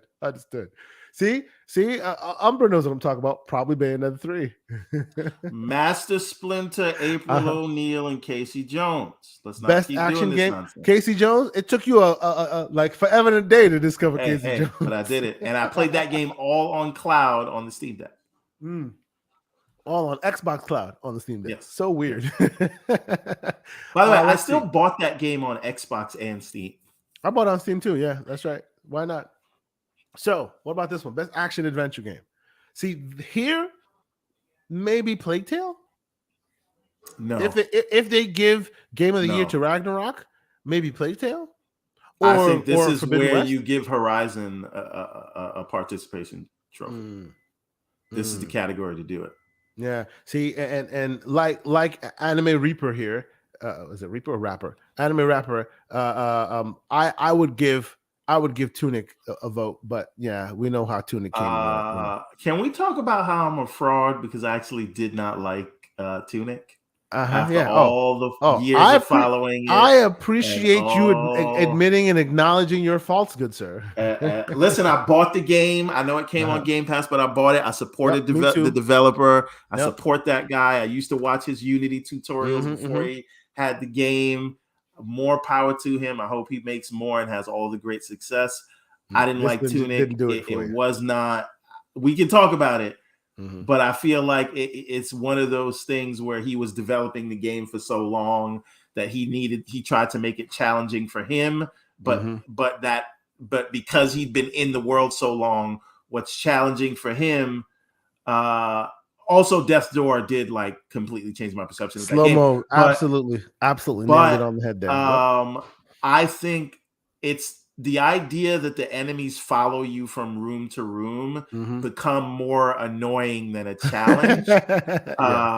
And it just, a lot of it didn't feel fun. And then there's the stamina bar that I feel like adds a layer of complexity that's unneeded to it. Necessary. So I found myself more like frustrated, and it was nobody that I couldn't beat. But it was just like, it's annoying. And I didn't have fun playing it. And because I was so annoyed, and the gimmick about uncovering the pages to understand what's going on, Hey, at least they I had don't know. at least they had pages to uncover to discover what's going on. I see you there, Elden Ring. Whatever. I'm sorry. Continue. At least suppose. at least I they don't know, man. tried I just to be clear. I really wanted to like that game. I just didn't. I know you did. I know you did. I know you did. Not every game is for every gamer, you know. Hey, I see Live Supremacy putting some really apt information in the chat. Please hit that like button. I appreciate you, Live Supremacy. Thank you, sir. If you haven't done so, please hit that like button. Tell somebody about it. Let the folks on the internet, let people on Hive know that we are here right now. We should have that conversation at some point with a little techie stuff about Hive that kind of popped out of nowhere while I was on vacation. But okay, let's move forward real quick. I feel like that wasn't a coincidence, but I know. We have a lot to talk about, specifically in Twitter land. But okay, all our data. Best RPG. I would argue that Forbidden West should have been in this thing because they finally really hit their RPG stride in that game, and it got no love in this Elden Ring. You think Elden Ring takes this one? I think it should take this one, but the wild card for me, I think, is going to be Xenoblade Chronicles. Yep. Xenoblade Chronicles 3. They got to give Nintendo something. Yep. And this is really the first category where it could win.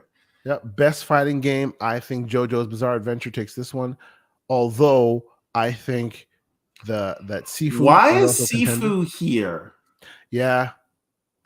Well, because the game itself has head-to-head, like even though it's like a beat 'em up in general, like you get to boss fights and it's basically Mortal Kombat, right? Side by side, you got to, although it is a bit of a cop-out. Like they really shouldn't. It shouldn't do this, right? Yeah, it shouldn't. It really shouldn't. They shouldn't do that, but it is what it is. And for the record, I'm not a huge fighting game guy anymore. My game of choice for fighting games in general tends to be Mortal Kombat. But I'm a virtual fighter guy. You're a virtual fighter guy? Okay, I've been an MK guy because I love the gore and the blood and all that from way back when. By the way, there's a Mortal Kombat like animated straight to DVD movie that came out that I happened to watch while on the plane with my 3D thing, and amazing movie, by the way. People should watch that thing. It's gory, it's crazy. Anyway, so I wouldn't be surprised if JoJo's Bizarre Adventure takes this one. I've heard a lot of good things about it. Tried it a little bit, but it is what it is. Best family game. I would be upset if Lego Star Wars, the Skywalker saga, does not take this one. Even though I like Kirby, I still think Star Wars should win this one. No Mario Rabbids? I haven't played it yet, and I hear they've really they've gone past the whole XCOM thing with it, and they've turned it into something new. But it kind of was too XCOM cloney for me in the beginning, so I haven't really given the new one a chance. I think you're sleeping on Splatoon 3. Oh, I always sleep on Splatoon 3. I think much like, and here we go with the hot takes from me. Much like what do you call it? Mario. What's the name of this? I was gonna insult them. I'm not gonna insult them. What is the name of Mario of Nintendo's fighting game with all the Mario characters, with every character? Smash Brothers. Yeah. I think much like Smash Brothers trying to be much like Smash Brothers being in the conversation for a fighting game, which I think is egregious. I'm sorry, that's a child's game. Give me Mortal Kombat. Give me Virtual Fighter. Wait a minute. So you weren't mad at the Warner Brothers game, but nope. You are mad at Smash Brothers. I've always thought, and I'm not mad at the Warner Brothers game because it's a derivative of Smash Brothers. That's what it is, right? It's always been. It is treading the ground that Smash Brothers. But you weren't mad that was in the fighting game. No, it's not that I'm not mad at it. It is a symptom of the virus that is Smash Brothers. I think you're being too harsh, and I hate to give Of course I am. Credit, of course I am. But I will be first to tell you, much like I will give. That's why I said it's a hot take. I will give no course to Smash Brothers because I played it. I think it's enjoyable. But to call that a fighting game is insulting fighting games everywhere. That's the same way I feel about Splatoon being called a first-person shooter for Nintendo. I'm sorry. It does very interesting things in that world. For kids, it is a very interesting way of threading that, hey, they also get a first-person shooter as well. I disagree. You disagree? Smash Brothers is a fighting game. I'm sorry. We're living in a world where they're calling Sifu a fighting game, and you can't. I know. Well. You Look, can't I don't call have to. Smash I don't have to Brothers a live in fighting that game. perceptive world with them. I'm living in the facts-based world where Sifu is not a fighting What game. disqualifies it by your rubric to make it not be a fighting game? Smash Brothers. Explain that to me. Like it's not an intricate. Well, okay. The minute I say that, I know they're gonna come for me, so I'm not gonna say that. For me, it needs to be a grown man's fighting game where your moveset really makes all the difference. And I'm just much giving you like the rope. most other things in Nintendo land and Nintendo games do, they lean too much in the chaos direction for me. Right, to the point where there's too much of that luck of the draw on this. Yes, I know at a very high level, Smash Brothers players are very good, and I'm not going to take that away from them. But in general, that's the claim to fame for Nintendo games, and that works. And as I'm watching my kids play, I'm starting to understand it more and more. Right, in their kind of game where there's a lot of multiplayer, a lot of people playing, it's almost like at the last minute you can turn the tide, and the person that was in last place ends up winning. Right. And that's, how kids, it helps when you're playing a game with kids like that. But I honestly think that takes away from your own agency and being able to play that game like really, really good. And yes, I know you can play Smash Brothers 1 versus 1 with no items. I know that. And again, like to that level, at a very high level, they play really well and they can surprise you and all that. But in general, most people play on chaos with chaos. And I'm just like, forget about it. You know what I'm saying? Tell the truth. Uh-huh. Your kids kicked your ass in Smash Brothers. No, not at all. I actually wish my kids That's what happened in Smash Brothers. Tell the people and stop lying to them. Tell us where Smash Brothers hurt you. No. Yes, boo this man. Yes, you can boo me. I'm here for the boo. I will be honest. And if you want me to change my views on it, Nelson, I hear you, brother. If you want me to change my views on it, please, Nintendo, give me hardware so I don't have to always emulate your games on this. I want to play your games on proper hardware. Until you stop handing me an abacus every time I want to play a game, yeah, you're gonna get. That has nothing to do with Smash Brothers not being a fighting game. I'm just gonna give smoke all day to Nintendo because all they want to do is just keep selling me abacuses and then say, oh, well, here's a fighting game that's barely a fighting game. Or here's a first-person shooter where you're a freaking squid and you're shooting ink at people. Get out of here with all that.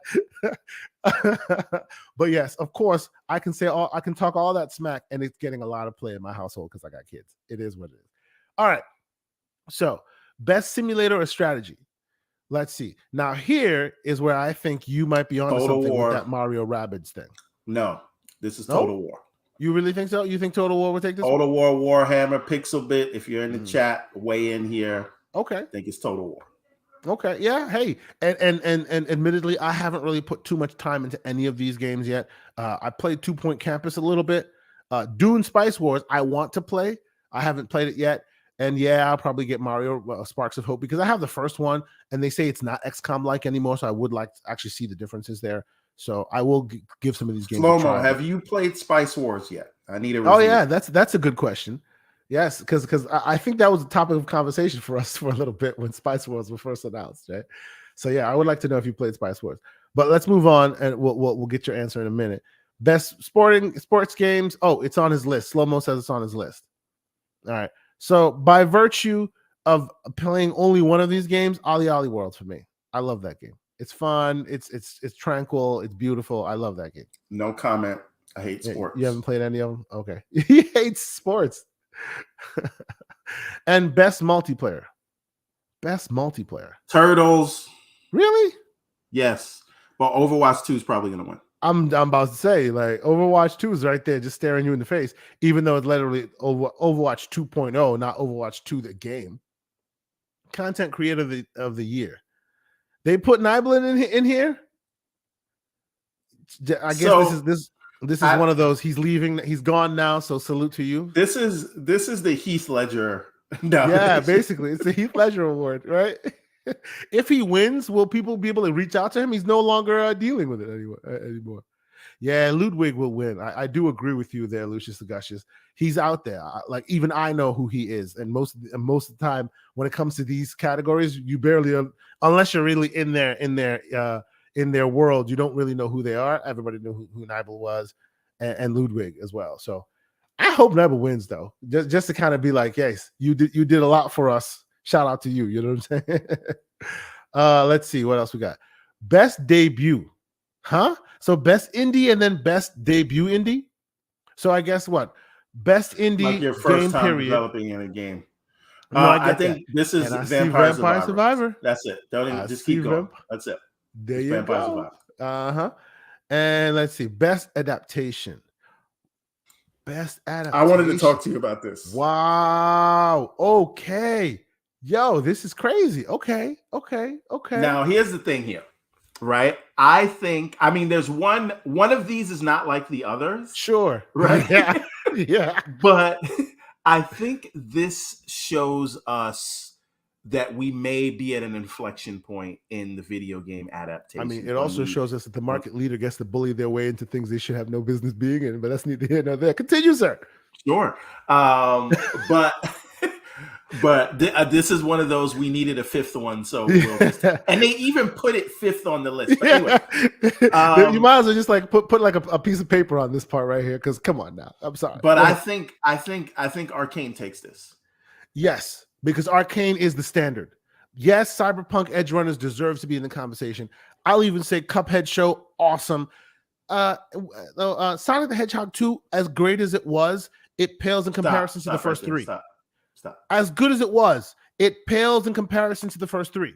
It pales in comparison to Arcane. Those it pales in comparison all to Cyberpunk. Shows, and this was a movie. Yeah, I get it, but they're putting it in the same category, so I have to adjudicate it as such. I'm sorry. Okay, so here's the thing.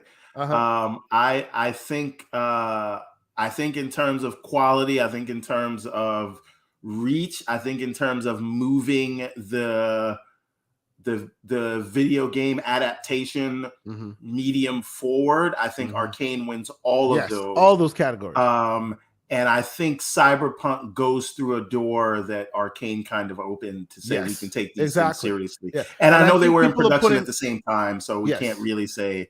And people are putting a lot of emphasis on Cyberpunk because it was so good. It kind of in the minds of the public kind of rejuvenated the Cyberpunk conversation. And actually, by the time it did, Cyberpunk was in a better place. So it kind of led to that. So that context looms large a bit in the Cyberpunk direction. But if you watched Arcane right when it was at the beginning, and it was just at the beginning of it, and you hadn't seen it is. If I'm not mistaken, to this day, it's still 100% Rotten Tomatoes, or 98 or 99 or something. It is insane how good Arcane is at world building. If you haven't seen that, you are a bad gamer. Go watch that thing. It is amazing. So good that it makes you want to play. I don't think any of here have played League of Legends. Yeah. But, it's so good it makes you want to play a MOBA almost. But it made me put a tweet out and go, please, Riot Games, give me an adventure game. I want to play. Even Cuphead, right? They took it back to the Tex Avery style Warner Brothers animation. And it's really, really good and super high quality. And then as to Sonic, hold on. So, Slow-Mo makes a very interesting point, because as usual, we are looking at this stuff as from the way you should look at it. But he's saying, read the description, recognizing outstanding creative work that faithfully and authentically adapts the video game to another entertainment medium. Faithfully and authentically. With that in mind. Wait a minute. Hold on. What? How does that negate anything we said about Arcane? Well, okay. If you're looking at it from a game's lens, right? Arcane's League of Legends. When you're done watching League of Legends and you go play the game League of Legends, it's nothing like it. This is the cutscenes that game needed that it never did. But the actual moment to moment is nothing like Arcane. Whereas Cyberpunk moment to moment, you're literally in that world. So I don't know if I agree with that. It might take it. I see his point. Who in here has played League of Legends and played League knows of the Legends. League of Legends lore. Do you know the League of Legends lore? I don't know. Well, now I do because I watched Arcane. No, but how faithfully have they adapted the lore of League of Legends into this thing? Or is that all the narrative from the show? No, you know what? And it's not all the narrative from. By the way, League of Legends have like 50, actually hundreds of characters, and each of them has a different world. They've, so Arcane, the show, could go way into multiple paths, right? But what I'm saying is, what Arcane does very well is it gives you context to then come to this League of Legends game, and it's got nothing to do with any of that one-to-one. But at the end of the day, it kind of is a great companion piece to the game, which is separate. I say what you want about the Halo show. Mm-hmm. It should have been there instead of Uncharted. Yes. Yes. Especially since you was in it. So we can't ask you. Stop it. Because you have a stake in no, this. No. So I agree with Slow-Mo that there is an argument to be made that if you're talking about, here's the game, this is what you did in the game, this is how the game was represented, and now we're switching it to another medium to really give you that same sense of you're in that world and it's like one-to-one. I do think that maybe Cyberpunk threaded that needle better than Arcane, because Arcane's game is nothing like the Arcane world, whereas Cyberpunk's game is literally the Cyberpunk world that you just happen to play. Boom you even meet Wakaku and a few some other people. Thoughts. Oh, there we go. It's the man. Pure bias. What's going on, Mr. Boomstick? While we get Boomstick in here, I want to talk about Sonic. Well, of course you do. Go ahead. While I love Jim Carrey in his role as Eggman, I think the only thing holding back the Sonic movies has been that they tried to put him in a chipmunk template originally, and it's grown past that. And so now they're trying to still pay homage to the live action actors like Tika Sumpter. And, I call him Cyclops. I don't know his name. He's the guy that played Cyclops. Boom, what's up? Going on, Boom? I think that there's a world where, again, barring you don't want to rip your ears out from hearing Chris Pratt as Mario, I think they may have a better formula where it's all CG, because I feel like that's what a Sonic kind of needs to be. You know what I'm saying? No, I do. And I hope for the third one, and I'm sorry for those actors, but they should just make it all CG, because that's when it should shines. Just be the Sonic game in the Sonic world. But the chat and Boom, you can tell me what you think. The chat is on the side of Cyberpunk based on some of the back and forth and the recognition. 40-year-old men who like more adult stories. No. Look, all the nudity and anime stuff. I think the criteria is Arcane's what makes it better different. story. You'll get no disagreement from me. I think Arcane is the industry standard. It is amazing. Beyond. Slomo said tag him in if Boom is here too. Bro, this is great. Let's go. This is turning into a party, gentlemen. K and Slow-Mo versus Everborn and Boom. We're gonna have this Sonic Ragnarok debate. Someone's going into a camel clutch by the time I'm done. I'm telling you right now. What's going on? What are your thoughts there, Mr. Boomstick? All right, listen. First of all, I want to welcome everybody that's here. I first want to say that if you are here, I need a favor, because the man that runs this show, or the men that run this show, deserve to hit 1,000 subscribers, and they can only do that is if we do the heavy lifting that's left to do. They're close. They're like 100 and something close. Get out there, share this on social media. Let people know about the Gaming Circle podcast. Let people know about Everborn Saga and Kay Asante. This is a great show. They deserve to be at 1,000. I'd love to see it before the end of the year. That's my spiel right out of the gate. I appreciate you, sir. My second spiel. And first of all, welcome Slow-Mo Backslap. What's going on, brother? How you feeling? I hope you had a great Thanksgiving. Wait, hold up. Look, is my mic working? Oh, you here, brother? Yeah, you're on. Okay. All right. Gentlemen, how is it? How goes it? Oh, it goes well. Look, awesome. Here's the thing. I'm looking at what I see in front of me in the screen. Best adaptation, right? Obviously, Arcane deserves to be there. Cyberpunk deserves to be there. The Cuphead show deserves to be there. Yes. Sonic the Hedgehog. Well, listen, Sonic should be the first one, not the fourth. But that's here nor there. My problem. Okay, look. I hate turning this into a gotcha moment. Okay, I don't like doing that. I've Say it. spoken my piece on Say Jeff it, Boom. Keighley. I think Jeff, what he does is incredibly important for the industry. I'm never going to take that away from him.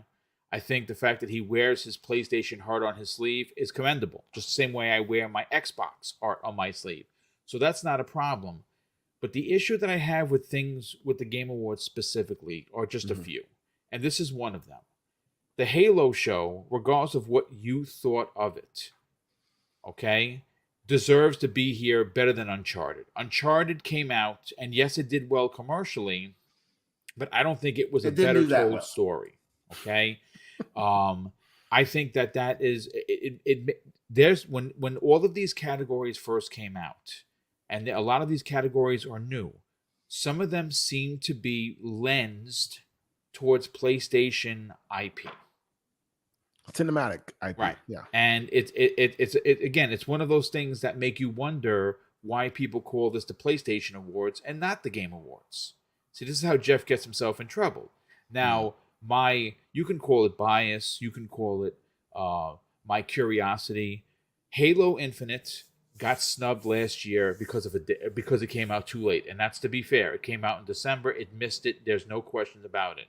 Mm-hmm. The fact that was not part of any of the awards, regardless of what you thought on its content deliverer. Okay, yes, we're all going to complain that their content needs to be more on a cadence. No one's going to argue that. I have almost 13 days now in Halo Infinite. I have the time in there. This is not a fanboy speaking. This is someone that plays the game. The game is amazing. It's just lacking constant update with maps. My biggest complaint, Forge. Forge is great. How come Forge is not rotated? How come there's not a quick play for Forge? Forge maps, yeah, curated. They pick the highest rated 10 maps. They're put in for quick play. You play with randos on new maps that other people created.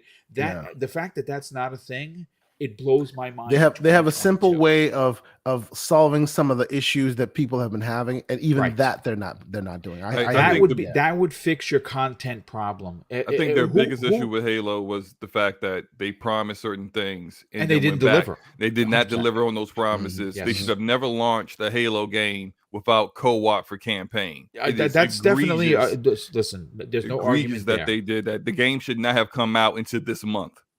Yep. This should have been the month the game should have been released. You know what? I'm not even going to argue with that. I think you're onto something. But again, the content problem could be fixed, and it can give the developers a break by allowing the community to take cross the finish line for them by create. I mean, did you see the Aliens map? There's someone. So Pragmatic Eagle in the chat, real quick, drops a very interesting point. And we should maybe contend with that a little bit with this conversation here. He's saying that they can't just rotate them in unless they pay the creators, and Warframe does similar. Now, yes, I hear them on that. I can expound upon that. Please, by all means, yeah. Let's Warframe has a program, and I actually think it's amazing because I no shade towards Digital Extremes, but I think their artists suck. It's just me. I don't like the arts, like the direction. It's like an organic, cybernetic look. Yeah, and sometimes it doesn't work. They have creators. They have this thing called Fashion Frame, where creators can actually make skins for separate Warframes.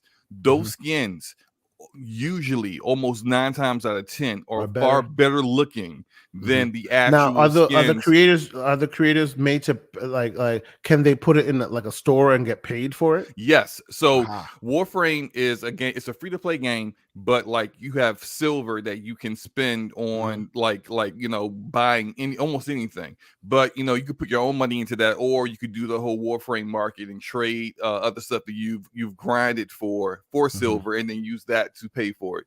Everything that is in Fashion Frame that's created by a creator, a fan, a actual player in Warframe is something that you pay for. You can't unlock it, and they actually give the creators a percentage of whatever. That's brilliant, and it's amazing. So to his point, so to Pragmatic Eagle's point, maybe unless they establish some kind of pay for creators, then rotating that in as hey, these are the top 10, play them, while you're giving those creators the attention they deserve, and it might be great for them. It then poses the question of, okay, well, where's our cut? Pay us. And they may not be ready to have that. Yeah, and with Halo, that's the difficulty, because no one actually spends money to play maps. Yeah. So it's like, how do you give them some kind of monetary? They may have to change their EULA and go, hey, by the way, you making this map, let you know that we might then be start monetizing it on your behalf without giving you a cut. But but what they could do is do what Warframe does, where allow creators to create actual armor for your Spartans, and then say, put that in the store and say a cut of this goes to show the gamer tag of the person that made it, and then give them some money for that, because like I think that would also be beneficial. I would love to have armor that didn't look like it was drugged through the mud, before I put it on. Let me tell you something. That's why I haven't changed my armor since season 1, because I'm sorry to say, and again, this is the complaint that I have with Infinite. Some of their armors look like it was drawn on the back of a napkin in a bar after you were drunk. Yes. And put Dirty out there Chief. for sale. Dirty Feet Chief. Sorry. Yes. Now, my particular Spartan looks completely badass, pardon the French, and I will never change him until I can make him look even better. And that's with some of the outfits and armors that they have. It looks like you went to the Dollar Tree, man, and you're like, yeah, oh, look, that's on the shelf. I'm going to get it because I don't have it. Not because it's cool. So I've been like Cloud9's armor, I think, is the best armor. They're also the best esports Halo team, by the way. If anyone I'm big on that. I love watching the championships all the time. Awesome. Even though Optic kind of took their thunder the last time, but Cloud9's armor is amazing looking. It's funny how send me a picture of what it looks like. In the DM. Hey, so real quick, Slow-Mo. As much as I hate to agree with you. Oh boy! Of course you do. Here we go. And I'm still happy they released the campaign, because I loved it. And damn all you co-op people who aren't even playing co-op right now. But if you historically, apart from the OG Xbox, every Halo has launched 2 years after the console, right? Yep. So in the 360, Halo 3 didn't come out till 2007, when the 360 released in 2005. In the Xbox One, Halo 5 didn't come out till 2015, when the Xbox One came out in 2013. And could you imagine, again, this is barring them not promising people that it would launch with the console, could you imagine if, while everyone's loving God of War Ragnarok right now is when they released Halo Infinite with Forge and co-op and everything? And there would not be that narrative that like Xbox dropped the ball on first party this year. There wouldn't be that narrative, because you would have had a actual complete full-fledged Halo game coming out this year with a campaign, with campaign co-op, with hopefully couch co-op, but actually people have found out you can do that and figure out a way to do that, and it works in the game. So it's like, why didn't you release this? That makes no sense. And in addition to actually having more maps released, not coming out and launching the multiplayer completely bare bones without modes that are prototypical Halo modes that have always been there. That kind of check out that Cloud9 armor. That armor is amazing. Like, clean. Like, but you gotta buy that. Sony, they waited 2 years to release Ragnarok, right? Why couldn't Xbox wait the 2 years? And again, I say this as someone who is for calling for them to release the campaign. I'm not shying away from saying that. I love the campaign, gentlemen. Probably would have been a better spot if. Let me just ask one question. Take the flowers and shove them. No, I'm just. Let me ask a question that's more related to the stuff on the screen here. Besides Uncharted, which I think we can all agree should not be on this list, which one would win and y'all would go, this is terrible? Well, I know what you're going to say, Slow. I mean, if Uncharted wins over the other ones, then you know the fix is in. I'm going to say that right now. Uncharted is not going to win. There's no way Uncharted wins. The one that's going to win. This is between Edge Runners and Arcane, and I think everybody will be happy with either of those. You could have your your preference, where my preference I think is Edge Arcane, Runners wins for but, sure. That's just my opinion. There you I go. agree like, with you, Boom. I think so, don't too. know. I like, even if Sonic or Cuphead won, Mhm. like, you may not agree with it, but you're not gonna say You're not gonna be mad like that. I get right, that. because I think all 4 of those were great adaptations. To take And us you know, out of what, the- Everborn?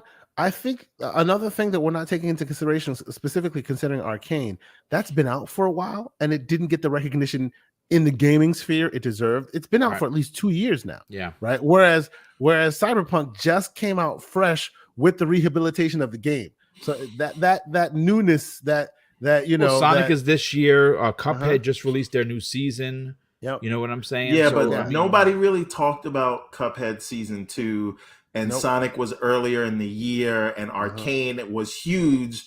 But again, that was so far back. so far back. So Yeah. The one so that's to fresh that in point, people's mind. Cyberpunk Edge got Runner. it. Like, they really got it. This is it. This is it. I think I still think it should be Arcane, but I wouldn't be surprised. I think Arcane should get an award. Yes. I specifically wanted to jump on here just to say this about Edge Runners. Like, the Please, fact yes. that, unlike anything else Mhm. up here on this list, when it comes to faithfully and authentically adapting the video game to an entertainment medium, you can literally take David Gonzalez, the main character in Edge Yep, Runners, and put him in the game. and put him in the game. The And clothes that what he is it? wears. What is it? Wakaku talks to him and everything. Like, the whole thing. The it's all cybernetics there. he has, the Sandevistan, which Yeah. is OP. Every piece of weapon that any of the characters that he or in his crew have, you Yep. can actually build that in the game you and can play build it it in the game today. exactly as it's shown in the anime. It is like, when it comes, you look at that description, there's literally nothing up here that matches that. True. Like, that Well, hold on. level Not of even one-on-one. Arcane matches that. Hold on. Not even Arcane. No matter how well Arcane does the story of League of Legends. And Arcane is a better story by far. Oh than yeah, it's anything a on better this story. list. Even though the Edge Runner story isn't bad, it's a great. No, it's not. It's a Yeah. great street rat kind of pulling himself Yeah. up and becoming the boss kind of story with a Mhm. very what's the word I'm looking for?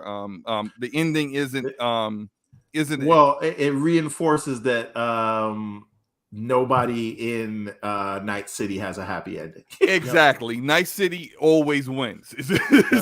Night City always will be the winner when it comes to. But Arcane story is better. I think the art direction of Arcane with that French studio, amazing. Oh my God, like, it's beautiful. Everything about it is beautiful, and the way they did black people, chef's kiss, right? Mhm. Indeed. But Indeed. Yeah. But I think when it comes to like I love Arcane. I actually was talking to Luca about this, how I'm gonna rewatch it real soon. Mhm. But when it comes to what this description says, Edge Runners does agree that with you. description better. I do. Yep. I Oh, agree by with the you. way, I started watching. This is completely unrelated, but Wednesday with the fam last night. Check it out. It's a good Wednesday. thing. Yeah, Mrs. Boom and I are going to start watching it. It grabbed her Every attention. episode is directed by Tim Burton, and you have the original Wednesday from the 1990 movies. Christina Ricci as a teacher in it.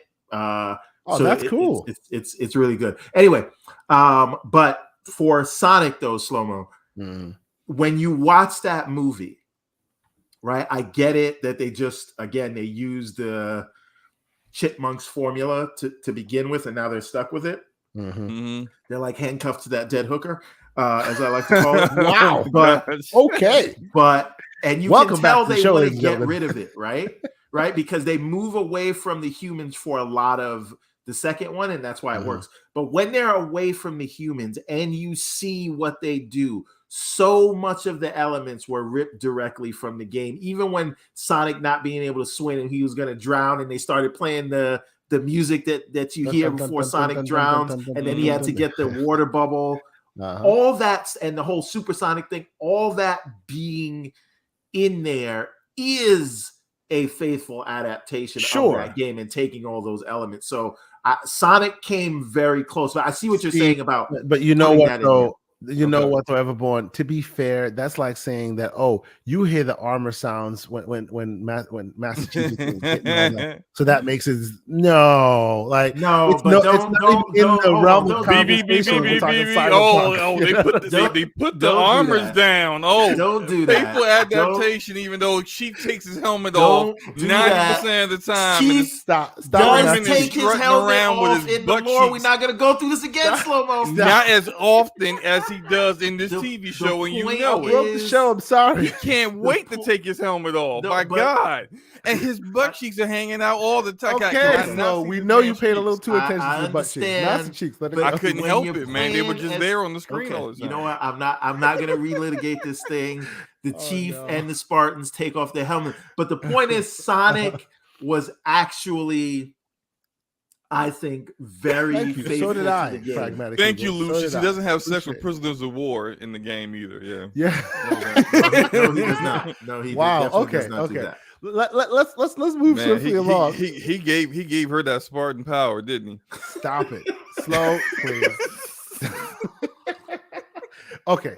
Let's round this back up. Let's round this back in because we're at the end. Off the We're at the rails. end of We all need these. that things. off the Let's rails, bring this in a little bit. My goal is to Most- make Boom as uncomfortable as possible, right now. Most anticipated game last year was Starfield, wasn't it? Oh, Zelda's No, winning this. last year, Zelda's winning Elden this. Ring won. Yes, Elden last Ring time won Elden yesterday. Ring won. Okay, Zelda, I think is taking this. Do you guys? Yeah, disagree? absolutely. I don't even think that's a question. Even over Starfield, right? Yes. What about you, yeah. Mr. Boomstick? I don't think Starfield is as anticipated as it was. If you notice this last year, the talk and the hype. I'm not saying it's not going to be super huge or whatever. Well, people were And not get disappointed numbers. the fact that it got delayed. That's the truth of the It matter. soured the convo a little bit. It took some of the wind out of its sales, but I think Tears of the Kingdom. Don't even count that. What's the runner-up? Is what we should ask. Yeah, I would say actually, Starfield Hogwarts. might be the. You don't know what? You might be People right. love them about Hogwarts, man. Yeah. They're all about it. Those who I love can it see are about non-gamers it. going to What's say, that? let me dust off my Xbox and my PlayStation and play this game, just because it's a Harry Potter game. They're like Harry Potter fans that they're Yep. not really gamers will play Yep. that. So I can Oh, see yeah. that. I think Starfield is definitely anticipated highly by big Bethesda fans and the Xbox Mm-hmm. fans. But Hogwarts is going to reach outside the gaming community. None of them, we agree, none of them will touch Zelda, but like, yeah. Zelda's like the de facto for this one, I suspect. What do we think about? This is a question that I've had about the Final Fantasy franchise for some time. Mhm. Apart from like 7 and 7 remake, because 7 is like basically the most popular one. I'm not saying it's the best. It surely is. 7 Yeah, I agree. is the most popular. Where's the Final the- Fantasy franchise going? Because people universally didn't really care for 15. I know it has its fans. I mean, Everborn, to be 15 sucks, fair, bro.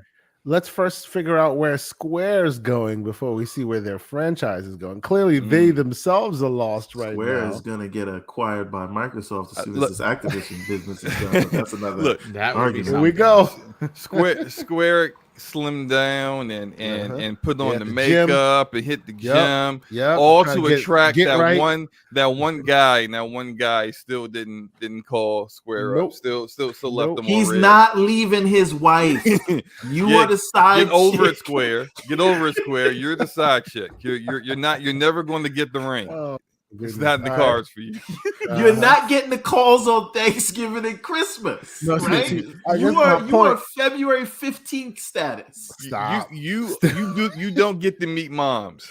Okay. Oh, y'all, now y'all are getting a little too slanderous. I have to look at your phone after you take a picture to make sure my face is not in it. That's who you are. and erase you out in case. You just better in crop case. that. Crop Go ahead, me boo. out. No. I mean, listen. For me, I mean, look, there are a lot of great choices on here. I mean, Zelda, I think, is going to win. I think the one that comes close, that rivals it, is Hogwarts. Hogwarts is gonna be huge. Starfield might surprise a lot of people. It is an exclusive, Yeah, but I think it's gonna be a gamer's game when it comes Yeah, out. who knows? Well, listen, so this is gentlemen, why I actually got to please. run. I just wanted Oh to yeah, come of in course. for a few minutes. Again, my whole thing with Halo isn't that when you look at the categories, Mhm. it got bounced out last year because it was too late, and that's okay. They missed the date. They missed Yeah. the door was closed when they got to the to the prom. It's fine. The Mhm. issue that I have is that the issue at hand isn't Halo. It isn't Sony. It isn't Keighley. The problem is the Game Awards. If you're going to make a Game of the Year award, it must count for all 12 months. Yeah. That's my problem. They need to fix that. I'm not the only one that thinks that. ACG thinks that. He said it. Oh, we had this conversation last year. That's why when Wander and Dutch started talking about the indie showcase to have awards, we're like, clearly Keighley's doing what Keighley does, and there's value in what he does, but the awards part always seems to get short shrift. So instead of harping so much on it, we just need to get another award show that actually does it properly. Because Keighley does. I'm gonna tell you why he does it the way he does it. It has because it has nothing to do with the awards. It's all about advertising. Mm-hmm. Who is going to pay me to show their game for the first it's time money. or their console for the first time? And this is the opportune time for that. But January isn't the opportune time. But even though that would be the best time. I agree with you. Yeah. I agree with you, and I feel like they should be more honest and earnest about that. Drop the actual awards part, because you're insulting the medium by keeping it the way it's kept, but always giving it short shrift. Drop the awards part. There could be a game, end of year game celebration show. Yeah, and then drop the awards part, and you can do all your advertising, and then come see us back in January when we celebrate the game creators. Exactly. Maybe they tie themselves to like another conference company, and all that conference company does is just give awards, and that can be the problem. He does Summer Games Fest also, so it's not like he couldn't do another show. Exactly. But Summer Games Fest sucks. Yeah, it does suck. It does suck. Sure. I'm not gonna lie. It's all. But the only reason that the Game Awards is good is because showing concept art. I'm like, what? No, but you know what though? The Game Awards as a show that's put on every year works perfectly. The only problem people keep giving it, the gamers give it, there's too many ads. Maybe the ads aren't related to what you want. Some goofy things here and there, and the awards are an afterthought. Drop the awards part. Keep everything else the same. Just drop the awards part. And then those of us who get butthurt, quote unquote, about our favorite game or something that should have been respected, that becomes no longer a factor in the equation. It's also too long. And it's too long because he'll have like a musical act that goes on for 5 minutes, but like they'll do a quick fire of like five a bunch of awards. Like, okay, and real quick, but while you guys were watching, you were watching Green Day, who can barely breathe right now on stage. We just gave awards to boom, boom, boom, boom, boom. All right, now here's a game reveal, and it's like guaranteed who was going to go up on stage and do the Game of the Year nominees. It's going to be some actor who is either promoting a movie or some trash game we ain't never going to play. Absolutely. And then at the beginning of the awards show, you're saying we're here to celebrate creators and how they game creators, and you put so much emphasis on this awards, but then everything you do within the show negates that narrative, right? Drop the awards part. Just drop it and let another team pick up that slack, and then maybe like partner with them to promote the actual award stuff, and then you don't have to worry about that, and then all of a sudden you've inoculated yourself. He'll never do that, because doing the award show was his end. Yes, it's the honey that draws in the bees. Yes, it's the highbrow. Oh, we're here to give them the credit they deserve, but you're not doing that. You're not. You're basically insulting them by shooing them on the stage and then shooing them off the stage real quick for the next trailer. Like, that's the only thing that makes me a little bit. That's why it becomes a little bit annoying for me, because you want it to be it's trying to be the show that everyone can agree to is the Game Awards, but it's not. It's Keighley's Game Awards, and It's not even awards. It's more Keeley's Game Showcase. So make it that. And then all the other BS, the narratives that keep coming up will go away because you're being honest. Am I the about only it. one that thinks that It Takes Two was an amazing game? I think it was deserving of being a nominee. But am I the only one that thinks it won because It's the creator gave Keeley his meme of F the Oscars a few years ago?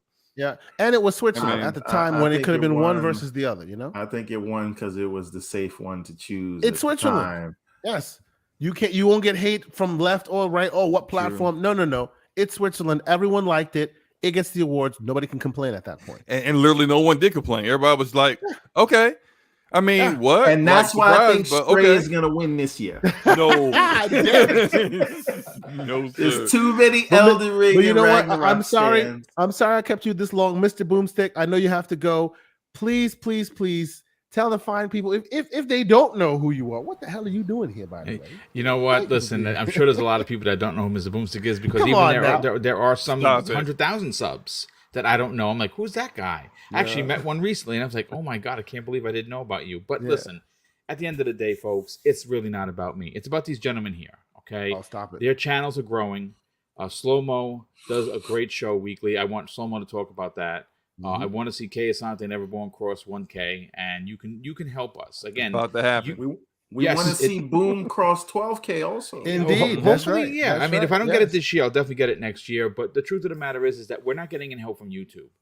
Right? YouTube just recently did some things where the smaller content creators are just being overlooked. And it's not because of talent, it's not because of content, it's not because of substance. It's because we don't somehow matter.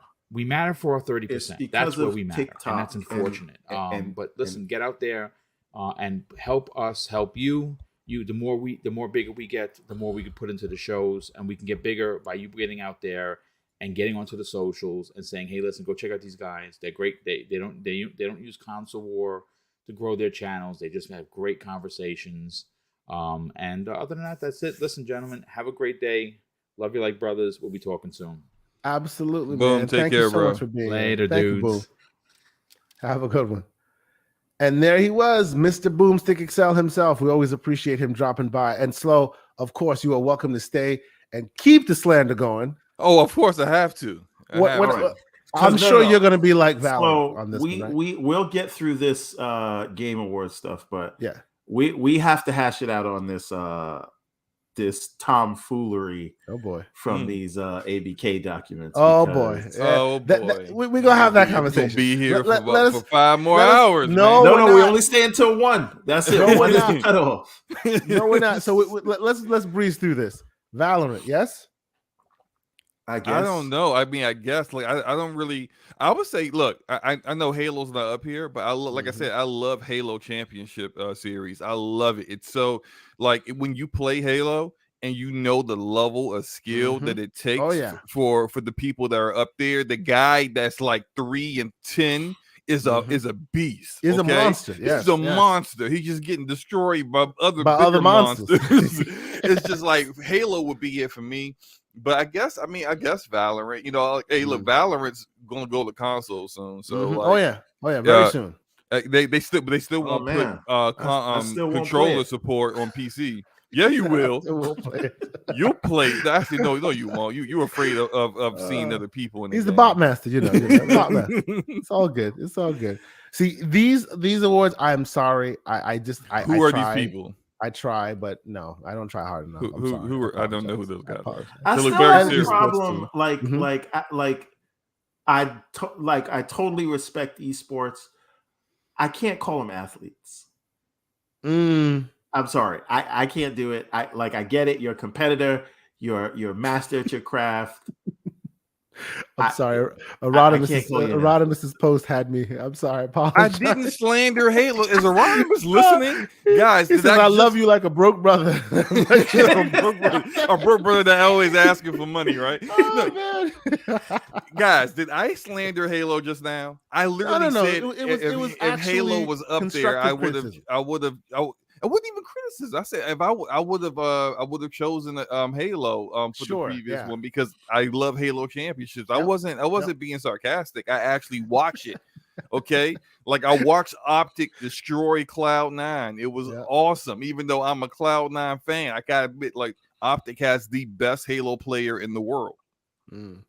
Lucid is a beast. He is like if I see him in a game, I'm logging off. I'm just like I don't know, disconnected. I don't know what happened, but I'm not getting my ego destroyed by that guy. Like he's that good. I am serious. I watch Halo Championships. Yeah.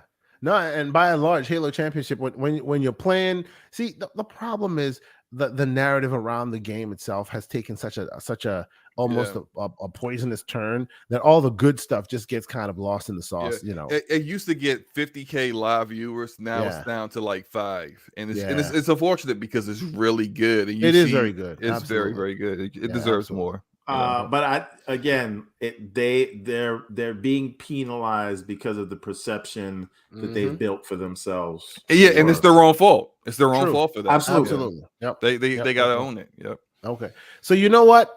Let us move to the actual topic at hand. All right. Finally, let's go. Let's move there because again, folks know I've been on vacation. I've caught the broad strokes.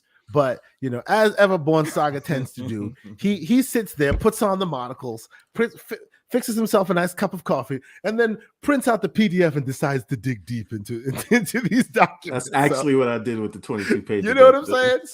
So we are here to hear the latest and greatest in the world of ABK, and I will start the conversation. Well, we'll start the conversation under the framing of it seems like Activision's a legal team and a few other folks are finally now ready to step in the fray and be like, oh, we also are here trying to defend this thing from going off. Sony's not here, the only one. This Lulu Cheng lawyer person, she's been spicy, right? Like, true. She's been out there, but no one's been listening until like right now. They look around and went, oh, okay, yeah, okay. We finally see that they put some legs underneath them, and they're actually now starting to walk the walk. So please, off the top, give us what's the latest since we last came here like 2 weeks ago. Clearly, there's the back and forth. Where are we now, and why does it matter to the? Are we in any different positions? Because for a long time now, a lot has been coming out, but it hasn't really moved the needle. Like really, it's just been more back and forth that has been discovered in documents after the fact. Has anything really changed? Because I now hear the narrative that they're in more dangerous waters than they ever have been. That now the idea of the deal closing, even though it may not be in danger, it's far more tumultuous than it ever has been. Actually, is that the case, or is that still more just bluster from the? Well, here's what. Firstly, I want to say, I think that staffers at the FTC purposely leaked this info to Politico because those reverberations that it would have in terms of media perception, it could kind of scare Microsoft into thinking they really have a case when they don't, especially in the US. Yeah. And the reason I say that is because there are certain metrics that you have to, like the FTC, unlike the CMA, they can't just say whatever the hell they want and do whatever the hell they want. They have to prove this is illegal. But so we'll come there. It feels like a negotiation tactic on the FTC's part because Politico reports it, Yahoo Finance reports it, because Politico and Yahoo Finance reports it, CNBC reports it, and then it becomes this whole thing, and we're talking about it like it's a cycle that they created and all those things, and they note those markers down. But before we come to all of that, I want to preface all of this by saying it is Sony's job to protect themselves against or insulate themselves against potentially losing billions of dollars, which they would if Microsoft buys these things. That doesn't mean I agree with their tactics. It doesn't mean they're going about it the right way. It doesn't mean their argument isn't. Well, but you know what, ridiculous. Everborn, I think you shouldn't even have to mention that at this point, because we on this show have said multiple times that it's not about the balls and strikes. It's about how the FTC and all those other regulatory bodies, how they do their homework. Because these guys will lie. They're supposed to lie. If they don't, or not lie, because a direct lie would constitute issues, but they are there to bend the truth to their will. Both Microsoft and Sony are doing so, and they have every right to do so. Like you're saying, they're protecting the bottom line. We here have always been on the point of, what's the CMA doing? What information are they taking in? How are they cutting through the red tape? That's what we need to do. I'm on the point of, you have to take the emotions out of it. Yes, right? Absolutely. Some people are not doing that. Obviously, it's difficult. So, yes, I've got some outside opinions that I've shared with Everborn already about how this will play out. Two things. The first thing I'm gonna get to is the people addressing what you guys are addressing, where people are like not understanding why Sony is doing what they're doing, and I would even go as far as say they should feel I think they are justified in going after this the way they are going after it, because of something like, if you look at the Phil Spencer interview, which I'm pretty sure, Kay, you missed because you were out in no man's land. But no man's land. There were many men in that land. Stop it. But no, Phil's all like, this is like Minecraft. I don't see what the big deal is. It's like, well, here's the big deal, Phil, is that imagine if like Minecraft was basically me walking up to Everborn and saying hello one day. He says hello back, and then we go on about our day. Then the next day is ZeniMax Media. I walk up, say hello, and then Everborn punches me in the face, and then goes about his day. On Wednesday, on the third day, I'm not saying hello to Everborn no more. I'm ready to fight because yesterday he punched me in the face. What I'm saying here is that it's not, you can't ignore what you did with ZeniMax Media and just harp on Minecraft. And you know what, Slow? I hear you on that. And a quick aside, the dirty kind of little secret that has been kind of confirmed, but not really. I've heard Jeff Grubb talk about it. I've heard what's his name, a friend of the show, Mr. Jazz Corden, talk about it. None of them have ever gotten real confirmation, but even as early back in the day when Notch was signing the agreement, and basically, remember, Notch hated Microsoft right up until he signed the dotted line and gave that game to them. Like, there were tweets that Notch put out on the internet going, don't worry, people, y'all gonna be all right. This game will be where it, like, there is talk of a clause that stopped Microsoft from doing whatever they wanted to do with it. And eventually it became such a juggernaut as it is that they had no business but to just keep it the way it was. Right. It is the way it is. One second, because they kind of forced it to be that I just want to say to the chat, don't worry, the Sony smoke is coming. Oh boy, I'm sure it is. I'm just saying, like, to be frank here, you know, they are quick to trot out that Minecraft thing. I kind of feel they don't have the right to do that because it was not of their choice. Right. The only way they were going to get it was to get it that way. Exactly. So it's just it's like, from Sony's perspective, of course, they're not going to, like, Phil's like, trust my word, and they're like, for what? Like, why would anyone trust anyone's word in this line of business? And no one should, honestly. So that's why they are going after it. I understand why they're going after it. I still, like, Sony is, like, some of the stuff they're saying is just like, are you for real? Like, what their response given to the CMA is just literally like, I'm laughing at, like, some of the they're literally saying, there. hey man, this is what we've been doing for 30 years. Please don't let them do this to us. Yeah, it's just like, are you serious out here? Like, it's so laughable that, like, even I with zero, like, law skills whatsoever should be able to just be like, hey, right. Let's look at all the evidence of what they're doing, that they're claiming that Microsoft might do. You know, this is exactly why we keep focusing on what the CMA and the FTC and those regulatory bodies, what are they doing to cut through the red tape or the BS that both Microsoft and Sony are feeding them. But the thing is, right, I just feel like what Sony's, I understand they have to do it. I feel like their lies are worse. Oh yeah. Oh yeah. In terms of and again, I know Microsoft is like full of crap when they're saying, no, Call of Duty's not that serious and we only care about PC and mobile. I get it. That's fine, right? But that's not as bad as Sony literally in the face of raising game prices to $70 and raising the console prices in the UK. Specifically, while they already enjoy a massive lead, telling the CMA that if Microsoft gets COD, that they won't face any competition and hence will raise game prices and console prices. You know how we know, right? We've been doing it. Don't let them do it. We do that. That to me, see, my thing is this, right?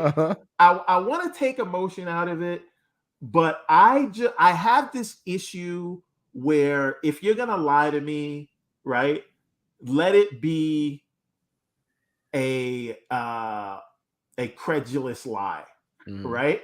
Like when people lie to me and the lie is so stupid, it's like you think I'm stupid, and that's just even more disrespectful because you expected me to believe that lie, right?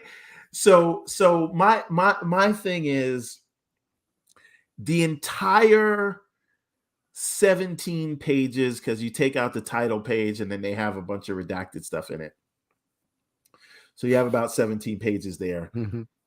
They literally looked at everything they were doing and said, CMA, you need to be afraid that if Microsoft has any power, it will do to us what we do right now. To them. Yes. Right? Like, yes. And for every, like, even in it, you can tell it's just this circle jerk of the CMA has rightly pointed out, and Microsoft thinks that we've misled you, but you've done all this great work to investigate in your phase 1 decision. And it's like patting the CMA on the back to tell them they've done all these right things, even though they good just job, took your doggy. part, right? And it is, there's no real number. Sony literally said the numbers don't tell the whole story.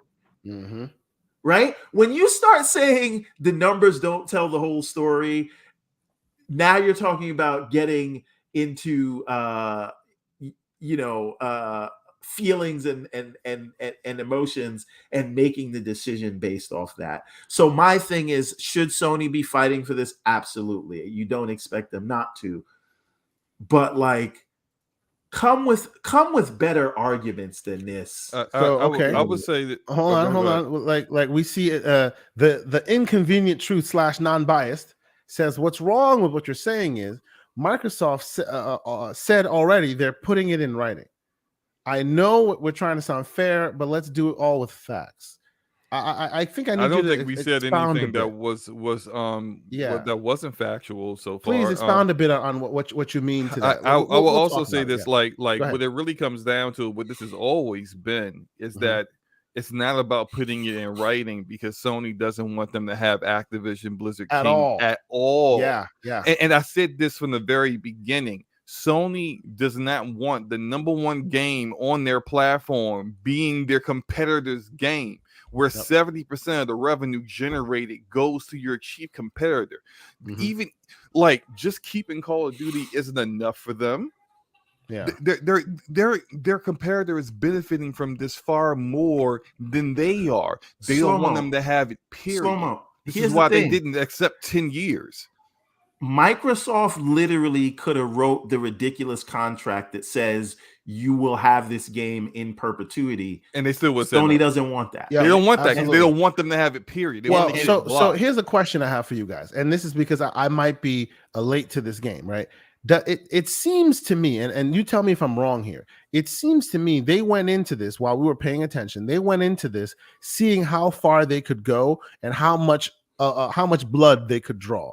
And it seems that at the beginning, they weren't 100% sure of how far they could go. But since the CMA and a few other regulatory bodies have literally taken up their argument, now it's like, all right, screw it. We're not here for concessions. We're here to just kibosh the whole damn thing. But see, I think this is an ill risk. right? Because the regulators that are arguing against this are going based on the only one that's complaining about it, Yep. which is Sony. Yep. Right? And we got called conspiracy theorists before when we said it was only Sony, and then you found out it's literally only Sony that's complaining about this, right? And so we're in these phase 2 investigations because we were always going to get there, and Sony gave them the reason to do that.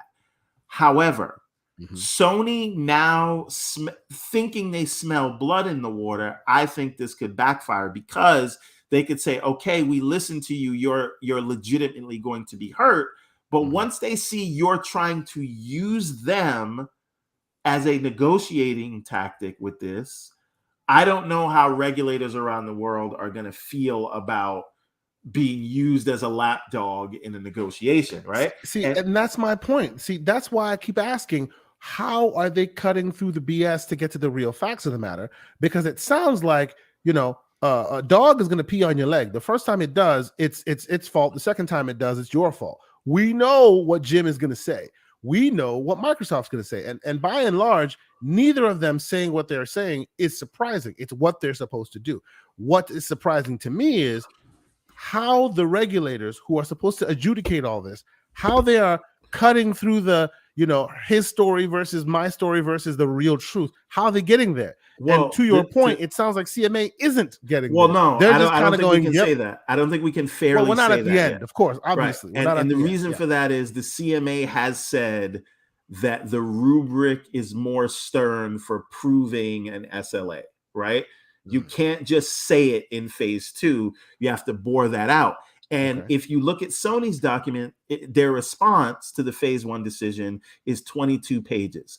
Microsoft's response to that response is 111 pages because it actually includes facts and numbers and not these hypocritical projecting look in the mirror arguments that I think Sony. So here's that part there is my question. How is it that we can see this hypocritical stuff, but it's like CMA kind of skips over that? Like they're literally like to the point you guys were saying right now, they literally wrote a document like detailing all of the anti-consumer behavior that they have been engaging in for almost 30 years. Sony has, right? They wrote that all down and went, they've CMA, also don't let Microsoft do that. Numbers in terms of market share and sales and all those other things, right? Yeah. So the main point that I'm trying to come to here is I don't think the CMA is going to lean on the side of Sony, right? The CMAs, if you read their phase 1 decision, the entire premise of their argument is what happens if Sony doesn't have access to Call of Duty, right? Microsoft says here is access to Call of Duty for 10 years. We will not only sign this with Sony, we will sign it with you, Mr. Regulator. Yep. Then after the CMA does all that, Sony turns around and says, wait a minute, I can get that. I don't want that anymore. You know what I want? I want it in my service. Yep. Right. All of it. Here's the thing. So this is worse, I think, than the whole we raised prices, but Microsoft might raise prices argument, right? I love that.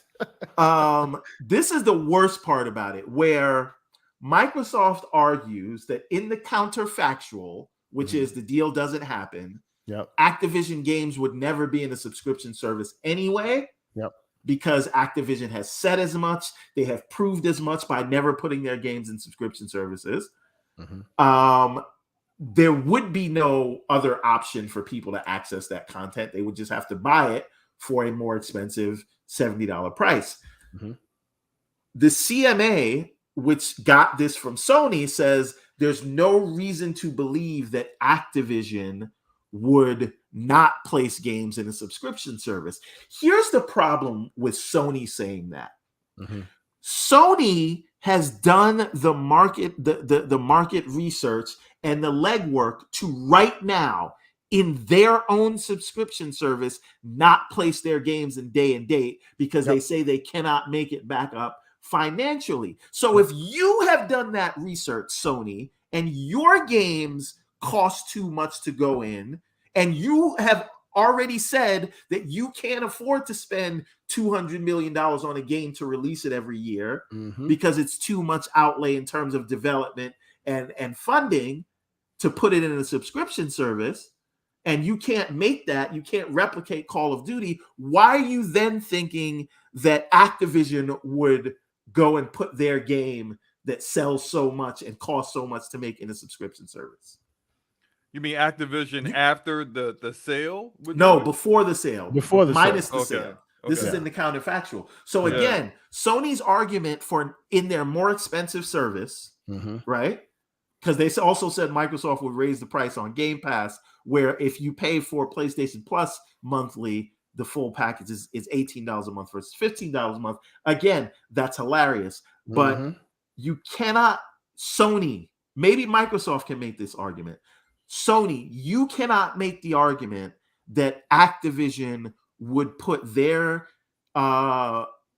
massive game into a subscription service where they actually had to rely on sales. Yep. And you're going to tell me Activision is going to put Call of Duty on PlayStation Plus and Game Pass, thereby foregoing all their sales for the game that they had to put $200 and $300 million into every year. Yep. So God of War took 5 years to make, right? From 2018 to 4 years, whatever. Yep.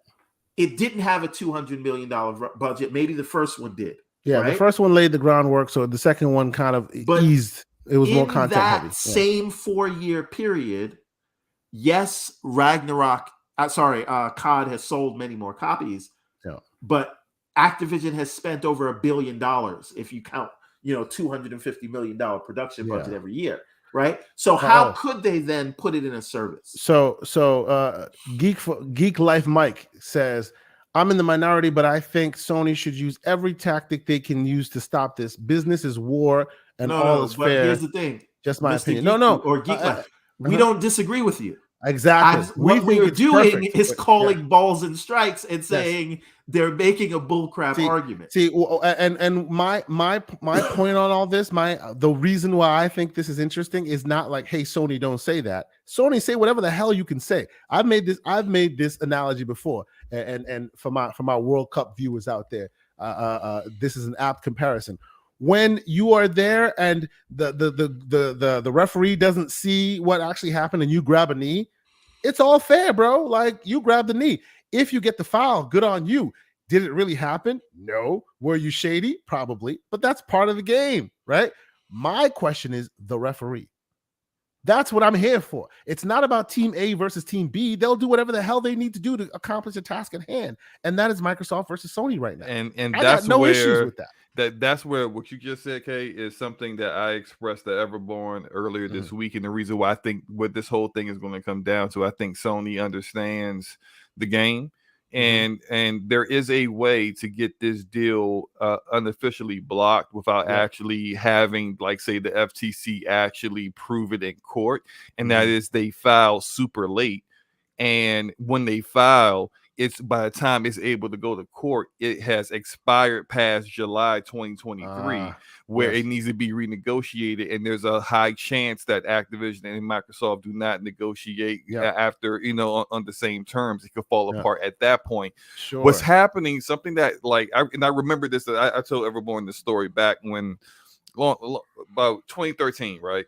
I'm still working at the same company, but like, there was one of our directors had came from the executive branch of the government, and he was talking, and we were like, after a meeting discussing that T-Mobile and Sprint had tried to merge. Like, we know they have merged now, but initially when they first tried to merge, it didn't happen.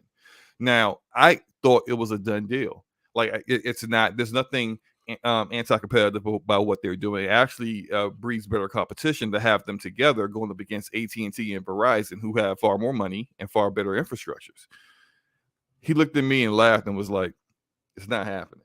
And I was like, well, why is it not happening? He's like, because Verizon and AT&T have better lobbyists. That's why it's not happening. But what did I say in response to that? Like, Microsoft has spent 30 years just investing in lobbying in Washington. And right? Having lobbyists more equals money. No, does I'm not not necessarily talking about more mean money. You have I'm not- better lobbyists. But I'm not talking about more money. Mhm. I'm saying they operate all around the world. They are in Yes. government contracts all around the world. They have lobbyists in place to make sure that they don't get antitrust cases brought against them with Windows and Office, which they literally enjoy monopolies on, right? Yeah. And so they have to have lobbyists there that are working very well, that because there's never been a case against them since the 90s, right? So this also does not guarantee that in this case that they, especially when politically, the people who are making these decisions might feel and might get lobbyists from other arenas that have nothing to do with this, specifically because how certain things look when it comes to voting and things like that. There's a lot more at play than simply what Microsoft has with lobbyists and what Sony or someone else may have for lobbyists. There's a lot more at play. We will see how it comes out, whether that lawsuit, whether the filing of the lawsuit happens in January or whether it happens in March. Because then at that point you're like, okay, there's no way this is getting done and resolved in time. well, And it's a way of You're saying they're slow walking killing it it on purpose. Exactly. Yeah, and that happens in our government all the time. Things get slow walked on purpose to kill things when you have no other method of getting rid of it. And But see, here's my question. well, though. hold on a minute. And I'll let you speak, that. Everborn. I'll let you speak real quick, Everborn. But my question, real quick, slow. I hear that, and it happens all the time. But to Everborn's point, this is a company that's got tentacles everywhere, worldwide. Okay, Forget this about is also money. a company. This is also a company, and yes, they have their hands in like government pockets, like really hardcore, to the point where some governments rely on Microsoft. Without Microsoft, a lot of they're literally right now performing counterintelligence to help Ukraine today, right now, right? That's how far the tentacles reach for Microsoft. And this also happens to be the biggest monetary deal they've ever gone into. You don't think that they have like things in place to protect their interests and make sure that nobody can just slow walk because they can? Like, it would seem to me they have far more capabilities that they could employ if they choose to, because this thing is really top tier, very important. I'm not doubting any of that. All I'm saying is that there are people who are making decisions and who have been put into the position they've been put in specifically because they said they would be tough on tech or things like that. Yeah, and, absolutely. And you don't look tough on tech when you simply allow. So it's like the thing. That's what this is when it comes to the FTC. That's what it's all going to hinge on. Absolutely, it has nothing to do with anyone's argument, whether anyone's right or wrong, because so many times things get killed, major mergers get killed, and for no reason other than you filed this at the wrong time with the wrong people in place, and that's really what it comes down to for it. Now, that's different than CMA and everything else. I'm talking about specifically for the FTC. So for the FTC, there's a lot of things to weigh there, right? And we've seen the Hogue laws and the Michael Pachters and all these other people, and even people from CNBC and all that. Geek Life Mike makes a good point. I've said that as well, but please go ahead, continue, Everborn. That is why they walk softly these days, because that anti-regulatory stuff in their history has really changed them and how their PR moves nowadays. But you make a good point. Go ahead. So the point that I was coming to is there's several things to think about, right? And I brought this up before, but I'll bring it up again because I think it's good contextual basis here. If you've been paying attention to the market, right, you can look at everyone's in tech and game publisher wise. Every major publisher is down between 20 and in Ubisoft's case, damn near 75%. Oh, right? Yeah, they're all getting hurt right now. Sure, but everybody's down, even the people who release good games, right? Yep. except for Activision, and Activision isn't trading anywhere close to the 95 that they are going to get as a payout if the deal goes through. They're at around 74, 75 at the moment, right? But they're still up from this time, from before the deal was announced, right? And the only reason they are up is because there are people invested in that stock, right? Warren Buffett is doing an arbitrage play. Some other people are doing arbitrage plays just to cash out when the deal goes through. Yeah. The narrative that Microsoft will buy them is propping them up high still. Exactly. That's why they're not down the average. Imagine what happens if and when this deal actually falls apart. They will drop like a stone off a cliff. Exactly, right? And there had been long rumors that the whole yearly, this is why this was all hilarious, the yearly COD release that Sony is so reliant on, that was becoming untenable. And they were investing a lot less in Candy Crush games that would make similar money. So they were going to be pivoting to Warzone anyway and scaling back on the yearly CODs, but we'll come to that in a second. I'm saying all this to say, even if this goes past June, I think the people involved, the shareholders and the board, will look at the probably 30 to 40% correction you'll get on the stock, the current stock price, and say Microsoft is still offering 95. We're going to re-up this thing and give it a couple of more. So you think that it can get renegotiated if it gets delayed past July? Yes, because I think if we look at, especially if the market doesn't take an upturn between now and June of next year, and I don't think there's anything pointing to the fact that it will. I think, I hope it does. My 401k hopes it does. But again, I think they have to renegotiate, because you can't say 95 cash in the face of basically a stock price cutting in half from where it is. And say we don't want to give it a few more conditions to finish that thing. So that's that point. That's why I don't put much weight in. If they just file the case, they have to prove it, and I don't think they have a strong case based on the things that have gone to court. And there's a reason.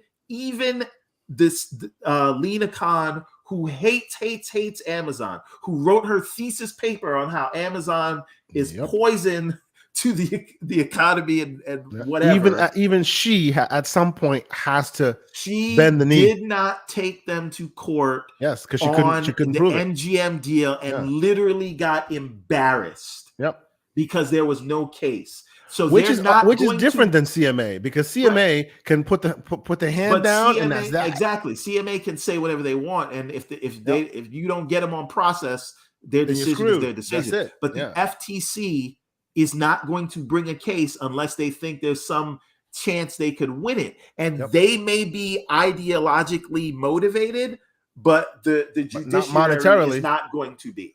So they're not monetarily motivated, and they know who they're going up against.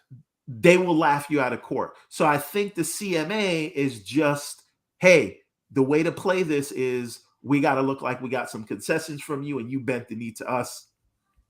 And Microsoft says, sure. If me bending the knee to you means I'm putting COD on PlayStation, fine. Throw your ticker tape parade, but step out of the way. And you have 10 years to come back and view this to see if we don't keep our word or whatever. You can go and try to break it up later. So I'm not worried about the FTC. The CMA is different. That's a different because piece. They really have I know there's CAT, but that's not really a check and balance. But CAT's more for process. That's it, right? I think the EU, their pushback is almost laughable, right? So if you look at the EU's complaints, they say they could use their dominance. Thank you so much for checking us out, Mike. We appreciate you being here. Thank you. I think they use their dominance, or the argument that they use their dominance in the Windows OS they'll have COD and use that to force them on the Windows OS, and that's easily proven false by two things: Proton and the fact that COD has never been playable on Linux. Yep. Right. So that in and of Proton itself, really has come in and really done a number. It's like a twist. It's a swerve at this point. Right, so Proton they being couldn't- here is a something else. They Absolutely. couldn't do that if they tried. And when you talk about cloud gaming, cloud is not even a market at this stage. Yeah. And the CMA is currently, you can't say that Microsoft is going to have an outsized position in cloud when they literally have no platform to publish to, right? They cannot be in the iOS and Android app store. So how can we ever say that they have the power to shift any kind of market? And Apple and Google are now by the CMA being investigated, right? For specifically for cloud gaming. So I think that one gets thrown out as well. And a quick aside. Did you hear that quick thing about Google paying paying a lot of money to keep different I app saw stores? Lulu deny that. Oh boy. Expeditiously. So then there's still a lot to investigate in that respect, but continue. Yeah. The other thing is, you know, the last piece, if it's not cloud, if it's not the Windows thing for the EU, then it's PlayStation having COD, and Microsoft offered 10 years in writing, and Sony said no. They didn't say no. They did not say no. They never They said no responded, which allows them to say yes if they have to later. Yeah, right. On. Last minute, as soon as they know they're losing, they're going to be like, yes, we'll take it now. They're hedging bets here. Let's see if we can get it blocked, and if we can't get it blocked, then we'll take the deal. So this is why they never responded whatsoever. But go ahead. Yes. So that being said, I think they've offered basically the EU the only thing that the EU really had. Right, with that 10 years, and the other stuff easily, once you investigate it, you see there's nothing there. Yeah. The CMA to me is the only wild card here. Oh yeah, where I can't, because it doesn't it doesn't seem like they have a check and balance, and it really feels like they're just deciding, hey, we don't like you, so we'll see. Sitting wild on the hook. Oh, and the sauce man himself is here.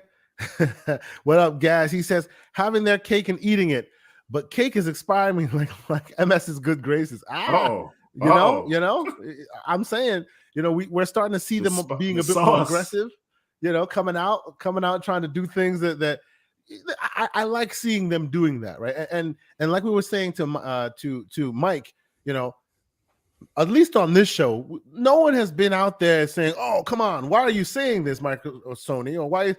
We completely get it, 100%, 100%.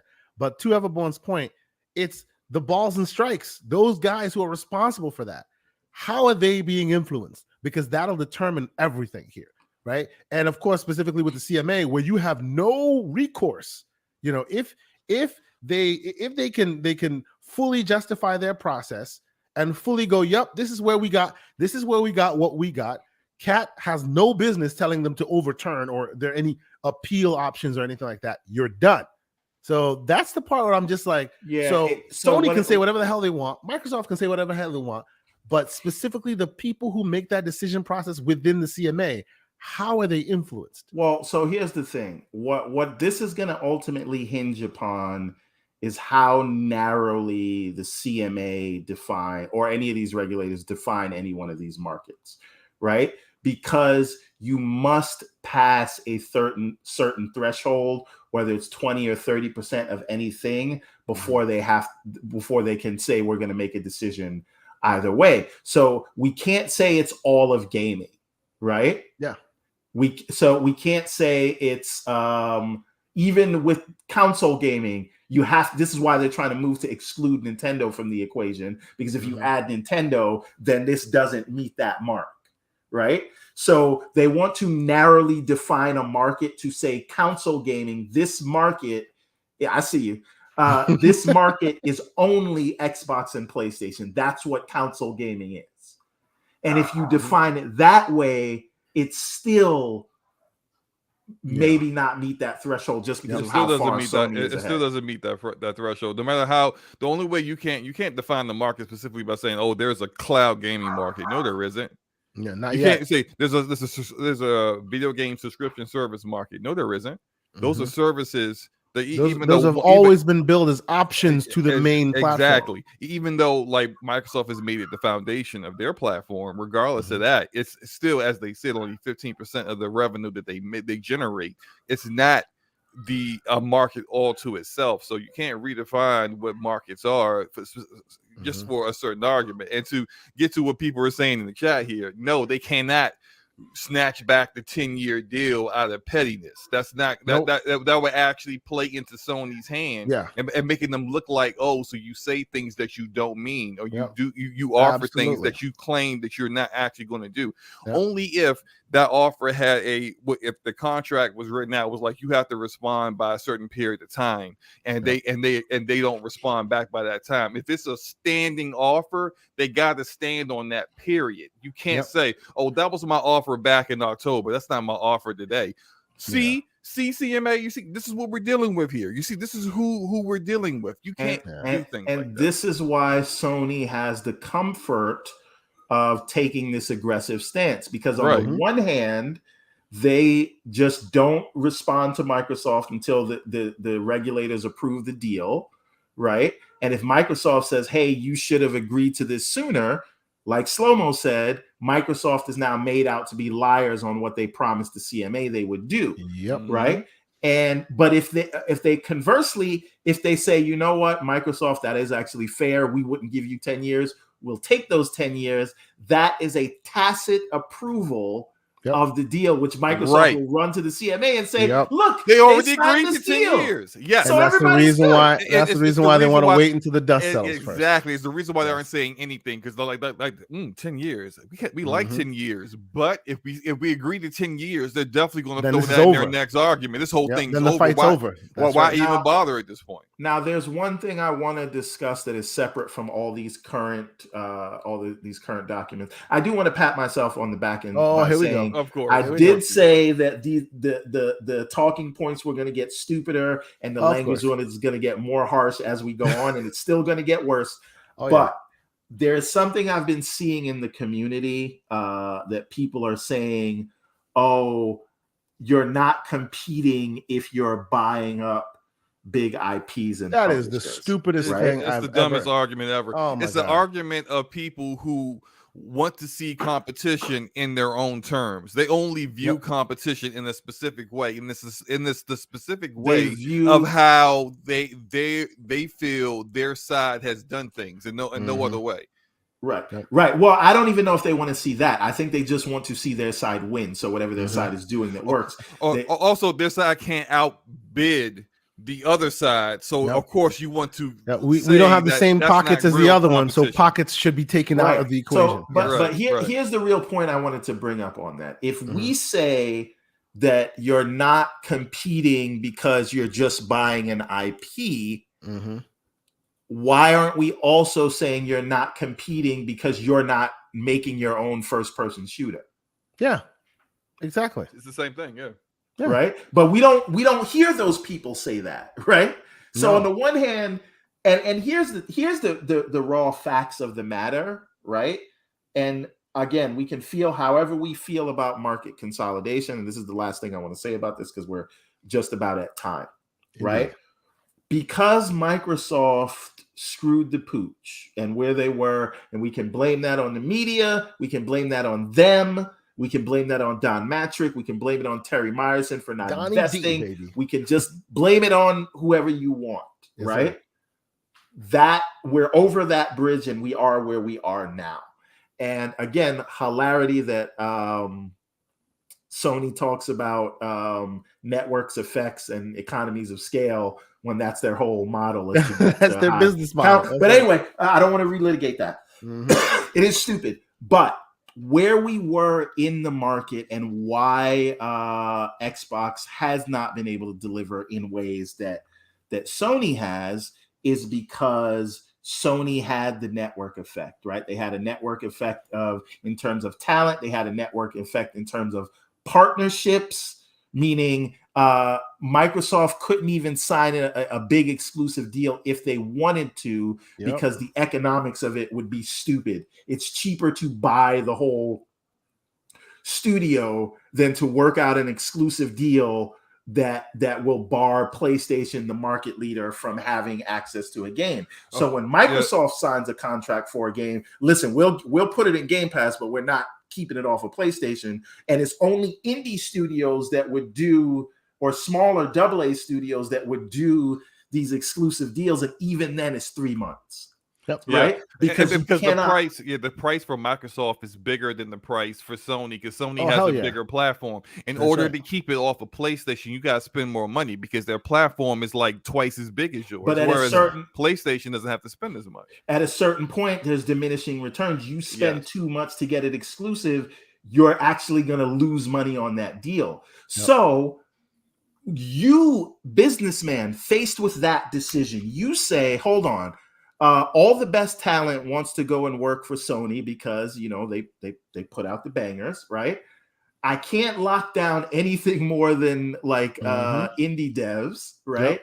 Bigger games we can't get here. We got to now buy the studio. We got to buy the platform. And this is the pitch that Phil made to Satya. Is like, if you're not going to invest in this space, right, just get out, right? So and people talk about this organic growth thing. They are doing that as well because they buy these studios and they expand them, right? They built the initiative. We'll see how that's going, right? Yep. Look at that. Let's be fair. Well, I mean, it has not been the smoothest road. So the point also proven, this is a very cyclical road that we're going on, because if we're talking Sony in the 90s, they were doing what Microsoft is doing today.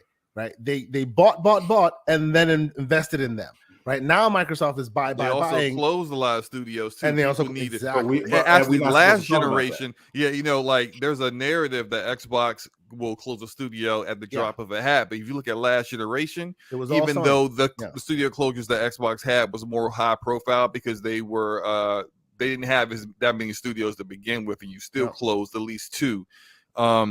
The studio, like Sony, closed more studios last generation. And if you talk to some former Sony employees, that some of the ones that worked in studios that were first party in Europe, they will talk to you very candidly about the pressure that every year you came up to like a review, like how you would get your evaluation, your annual evaluation of your work. And if your evaluation wasn't good, then your whole studio got the axe, not just you.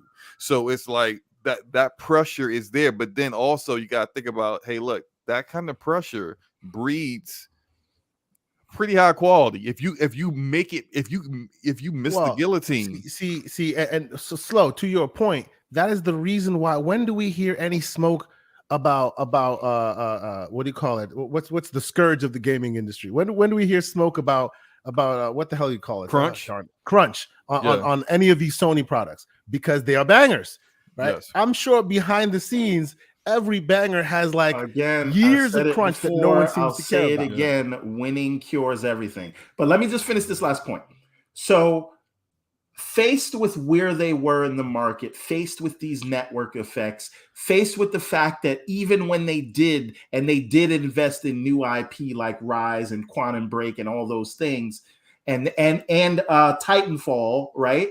But when it came time to do sequels, where's any of the part 2s for any of these? No, but this is the problem. They don't own the IP, they don't own the studio, and when it's time to do the sequel, now you got to pay that studio a lot more money to do the thing. They're not ready to do that. So again, if you're faced with that, you can go and, because some people on Twitter said you have to compete this way, you can go and spend another decade trying to build yourself up, all the while losing more market share. Or you can buy an established publisher that has a development pipeline that you can invest in terms of technology and knowledge sharing and all that, and expand them. And so that's what they're doing, because the counterfactual, since we're talking about counterfactuals, is just that Xbox goes away. Yep, absolutely. Right? Absolutely. So how about we do put some pressure on Sony, so Sony can have a little... can sweat a little bit like they did in the PS3 generation. And then what did we get? The PS4. So innovation, I say let let some consolidation happen. Let's level the playing field. Let Let's us have get some- competition. Yes. There you go. Let's have some of Exactly. these people who are getting acquired go and start their own new studios, Mhm. right? We see Callisto happens every Protocol single getting ready time. to come out, Yeah, right? yeah. So It's a cycle. I agree with you. It's a cycle. It's like Yep. when studios get acquired, people who I kind of enjoyed how things were before the acquisition. Let me go start my own thing, and that happens all the yeah. time. Yeah. The Interplay. Once upon a time, there was Interplay, and then from Interplay came what is Bethesda proper, with its Yep. BioWare, with its Obsidian. Once Mm-hmm. upon and what has come from the death of the corpse of BioWare. Yep. There are 3 studios now that haven't released the game yet, but when they come out, they're probably going to be bangers. At least from the veterans of BioWare, Yellow Brick Yep. Games, Archetype Entertainment, and Humanoid Studios. These are 3 developers that are being like ran by veterans from BioWare. This happens Mhm. every single time when the Yeah. studio or publisher is acquired. The talent either stays or they go. They either become a Respawn Entertainment somewhere else, or they be like V1 Interactive, where they drop a game and it's a dud and they no longer exist. This is the It's way a the studio cyclical works. the way And- studios and- work, and people are just putting too much emotion into just the cyclical nature. It's been happening in the 90s. Look at Activision. They Mhm. are themselves a culmination of very many 90s studios that they ate and became Mhm. Activision Blizzard. And You know what by I'm the saying? It way, just happens. the very last thing Yes, sir. I will say on this is I find it always tickles me Mm. that the Venn diagram of people who say Sony didn't kill Sega, but then turn around and say Microsoft is not competing the right way Yeah. is a freaking circle, a perfect circle that is. And it is, it will never not be funny to me. Yeah. And just to give Microsoft some smoke, I think they'd actually, a lot of this is their fault.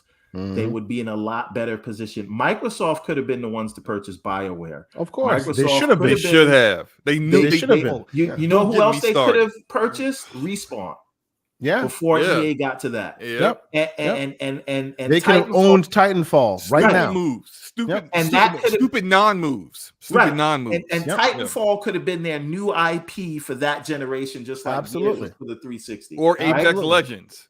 I mean, Exactly. They could have that Apex is Legends right massively now. successful. Yep. My God, absolutely. And the listen- fact they could have owned Mass Effect, Dragon Age, Jade Empire, Apex Legends, Titanfall. Well, all you know because the they mistake, didn't have the they made forethought then. to The mistake they acquire made then great is the talent. mistake the Square that happening with Square now with Sony. They're going, hey, we're getting the cow, we're getting the milk. Why pay for the cow? Right. Until all of a sudden somebody pops up out of But nowhere. that only and works steals when you're that the from you. winner, right? That's Yeah. right. And Yeah. so you know who else they could have got? I heard the other day, and I don't know if this is true or not, but before the whole 343 thing came around, Mhm. Crytek wanted to work on Halo. Oh yeah. Oh, Yeah, it's true. been a thing. Crytek and Microsoft they've been circling them for ages. Crytek So- is begging to be bought right now. Right. 'Cause And some I- days they don't have ends meet to be made. but Listen, They their I- tech almost is bought. They amazing. almost bought Gearbox as well. When Gearbox was working on the Halo Combat Evolved Yeah. port to PC, Gearbox at that time was a very Well, much a you support know studio. why they didn't buy Gearbox. You know. Oh yeah, because Randy Crazy Pitchford, man. because Randy Pitchford So, had to like, come with it. You know? Yeah, but Listen, good God, and that would have been a disaster.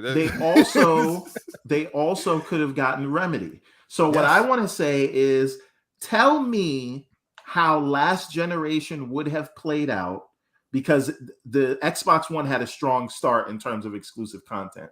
But how would it have played out if, while Sony was releasing Days Gone and Spider-Man and God of War and Horizon and Ghosts and Last of Us 2, how would that generation have played out if at the same time you had Rise 2, Quantum Break 2, Mass Effect was exclusive, Yeah. right? You had, so if you had sequels to those new IPs they created, that would have been, we wouldn't even have this whole Xbox has no games conversation right now. And you add Remedy as a first party, you add Crytek as a first party, you add Respawn as a first party, Titanfall, all that, Titanfall being exclusive for Titanfall 2. Mm-hmm.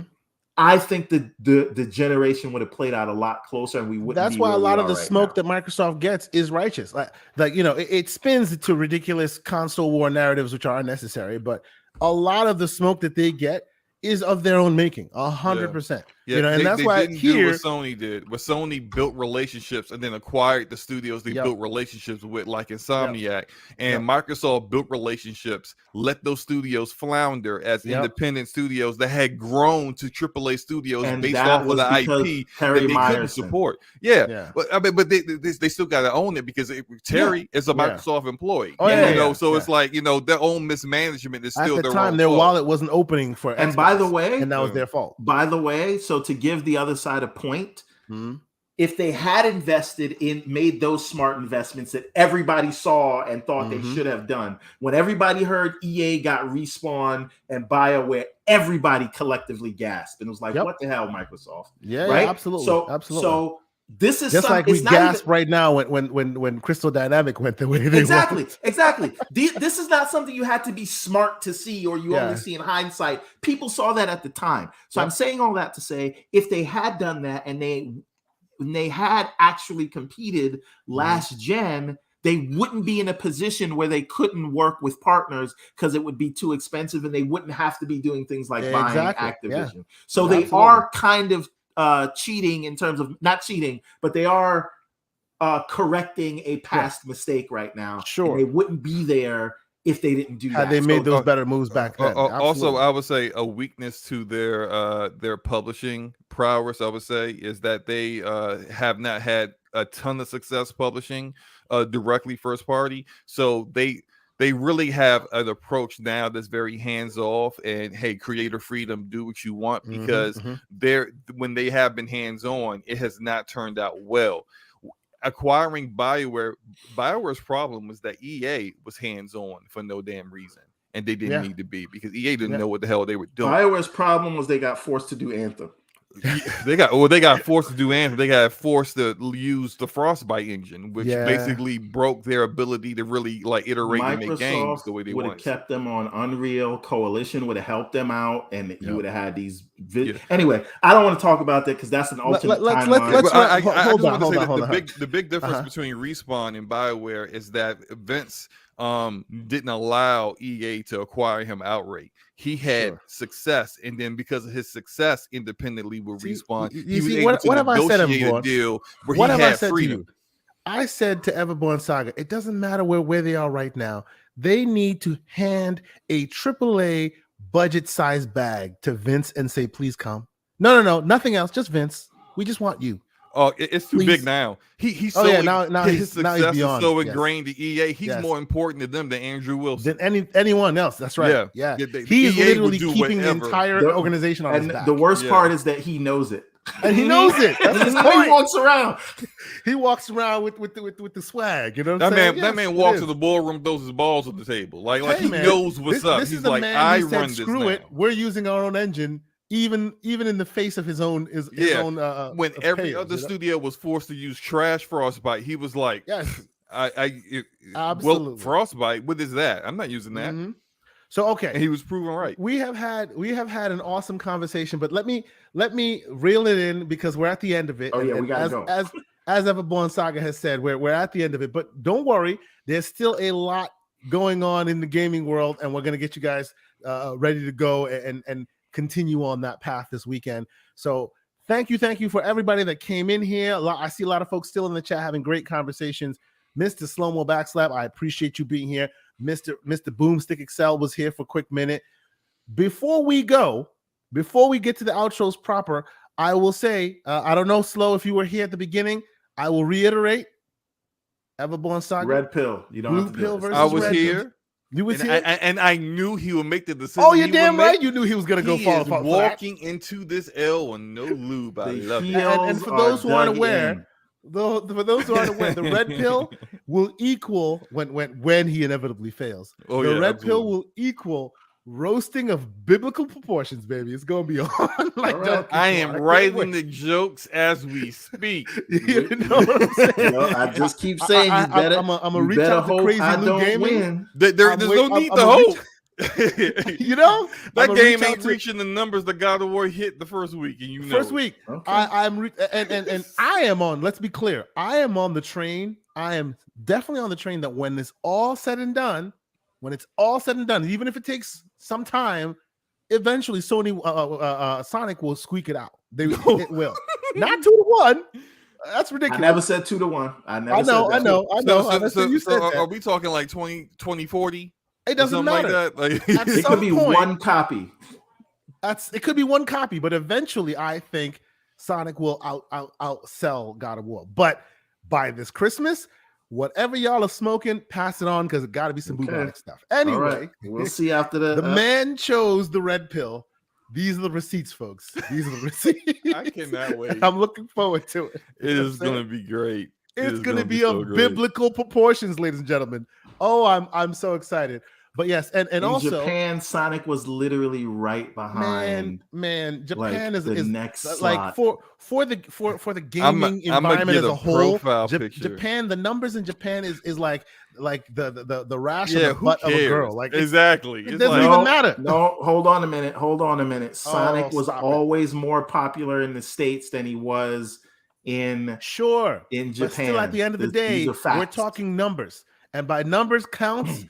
It's not even close right now. It's not even. Okay, He's all like right. like Ragnarok is taking a You lot, know the and Sonic sales hasn't aren't even where they gotten are. off the starting line. you yet. know the sales aren't where they are when it goes on sale in a week. That's like a some second and a Gotham- half after it that's releases. that's some Gotham Knight stuff. That's Oh, some. boy. Yeah, but, that's but some maybe uh-oh that $30 stuff. was the right price. and it might very well Make be. it up in volume. But come on now. Anyway, No. before we go, one more bit All of housekeeping.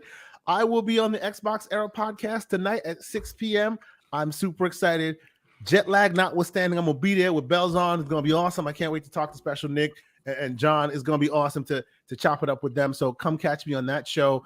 Mr. Slow-Mo Backslap, I appreciate you as always for being here. You and the dynamic duo, Mr. Gaming Forte. Tell us about the next episode of DPS and what else you got going on, sir. First, I would say, but thank you for inviting me. I had a great time, Bro. You know you need no invite, man. You know where the back door is. You come in, you grab a beer. Hey, man. We all brothers here. Come on. I Pause? just jump in the fridge. Just jump in the fridge and grab a beer too. You know, take my shoes off. Take the know, shoes off. You know, it's put good. my It's feet good. on the coffee table. No, Indeed. tonight 7 p.m. Eastern Standard Time, Scumcast with the Ash and Luca, Deaf Singer, Forte, myself, all day. Maybe the real Masterlin if he shows up once in the blue moon. We're gonna have a good time as usual. But of course, my homie Gaming Forte and I, Damage Per Second podcast, Thursday nights, 9 p.m. Eastern Standard Time. Shout out to Ryan, Mr. Slow-Mo. You broke brother. This Thursday it will be on Forte's channel. We, like last Thursday was clearly Thanksgiving, so we did not do a show. But next Thursday we'll be back once again on Gaming Forte's channel. He likely will misspell everything as far as the topics, the title, all that stuff, and he'll have me muted for the first 10 minutes of the show and not realize you must let the man be here and defend himself if you're gonna slander him. There's nothing. It can't be slander. Can you ask Forte for me how Sonic is doing? Oh, here we go. I will. I will answer them that text Yes. message right now. I should have asked him that Fantastic. before I got on the show. Fantastic. And while he does that, let me once again thank Mr. Everborn Saga. But you know what? Even before that, Mr. Boomstick XL. He was here for a quick minute. Boom, stalwart of the community, Double Barrel Gaming. We're all, myself and Everborn Saga, panel members on his show. If you haven't checked him out, come on now. You definitely should be checking him out. We appreciate him anytime he decides to jump in here and add a little bit of normalcy to our ridiculous slander. So thank you so much, Boom. We appreciate you being here. So we're gonna get out of here. I see there's a lot of gaming still happening. Oh, I see Miles Dompierre is doing chatter days with the Iron Lord's best. Mr. freaking Lord Cognito's on there right now. So I'm gonna go check that out. Asa's Asa bought a Quest Pro. Damn. All right, I'm jealous. I'm gonna go do it. And of course, the living split screen guys are still going hot and heavy. So we're gonna let you go and let you catch up with them. Let them know we sent y'all. Let them know that it's gonna be another great weekend of games and all that conversations that we're having. Slow, did you get back from Gaming Forte? Is he telling you that it sold even 1 million copies? Forte is notoriously for leaving you on read for a while. So like I will send you guys a message when I get back. I appreciate that because we know the Ragnarok is at least 5 million. Yes, at least 5.1 million at 5.1. least. Well, it's probably more than that now because I was by now, yeah, because I was like I think the 17th when that was recorded. Cheating and bundling it with consoles, but that's see here we go. Now Series S has to be counted separate from the Series X. Come on, exactly. Come on, now. But these anyway, these methods of trying to gain a W from that L will not work. Yeah. Oh, all I'm saying. Wait, hold on. I think I might have got a text message. Wait, okay, hold up. Wow, Forte has to get back to me. He says, I said to him, Everborn wants to know how Sonic Frontiers is doing at your stores. Also, is it outselling God of War Ragnarok? Laughing emoji times 1,000. He says it's not outselling God of War Ragnarok, but I am sold out on all platforms. Might be because it is on sale for $39. Well, look at that. And that's just hey. You were the one. You were the one 2 seconds ago. I wasn't paying attention to the first sentence. Okay, I will repeat the first sentence. It is not outselling God of War Ragnarok. But hold on. Even before that first sentence, not sentence, outselling God of War Ragnarok. Wasn't he the first one a minute ago talking about bundling being a side effect and bundling, we're counting bundling. But the fact that it went down to $30 and now that's moving units, that's okay though. You damn right it's okay. You got damn right it's okay. Let me reiterate. It's both once okay. Again, is the point. It is not outselling God of War Ragnarok. Let me tell you something. If Sony can argue that Microsoft will raise prices, then I will argue that this $30 counts. Okay, sir? Sure. Understood. But okay, it's been an awesome conversation. If you guys enjoyed the show, please, on your way out, hit the like button. How about you tell some folks about it? We're trying to get more few eyes on it. We're trying to get a little more. Hit 1,000 subs. We're trying. We're trying. Year. We're trying. Certain of that. And when that happens, we're going to do some really interesting giveaways. I think I have a really interesting, really good one that I'm planning on doing. We're going to hit 1,000 subs on the day we do this reveal for this. On that stream.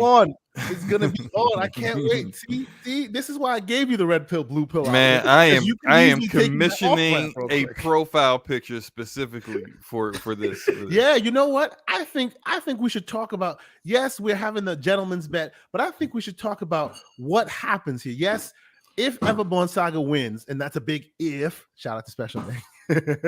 There'll be ridicule. Of course, there will be. But what happens when he loses? What are we doing here? There will be no, I'm not making him pay anything or anything like that. But maybe we change the profile pic or something. We need to talk about some. By the way, I just want to. This is the last thing I'll say, and I keep saying this is the last thing. I've lost so many bets against Ragnarok that I have to win this one, right? Oh, so because third time's the charm, right? Really? And I actually lost money on the other ones. At first, I said there's no way it's going to score higher than a 92. Right? Scores a 94. But I said that because I'm like, it's the same game. People know what to expect. It doesn't have that new wow factor. Boom. The other one was back when it was like Scary Hours and nobody thought it was coming out. I said it's not coming out this year. I remember that too. And let me guess, that ended up you buying the copy for both Xbox times, University, right? Yes. So I lost $140 betting against Ragnarok. And now, what are we doing? So I'm not even going to take any money out your pocket. I just want to ridicule you horribly for a little while. The law of averages. I just want to take your pride, is what he said. Take the pride and box it up and shake it around. That's invaluable. You can't put a price on it. You know what I'm saying? Absolutely. But I'll tell you what.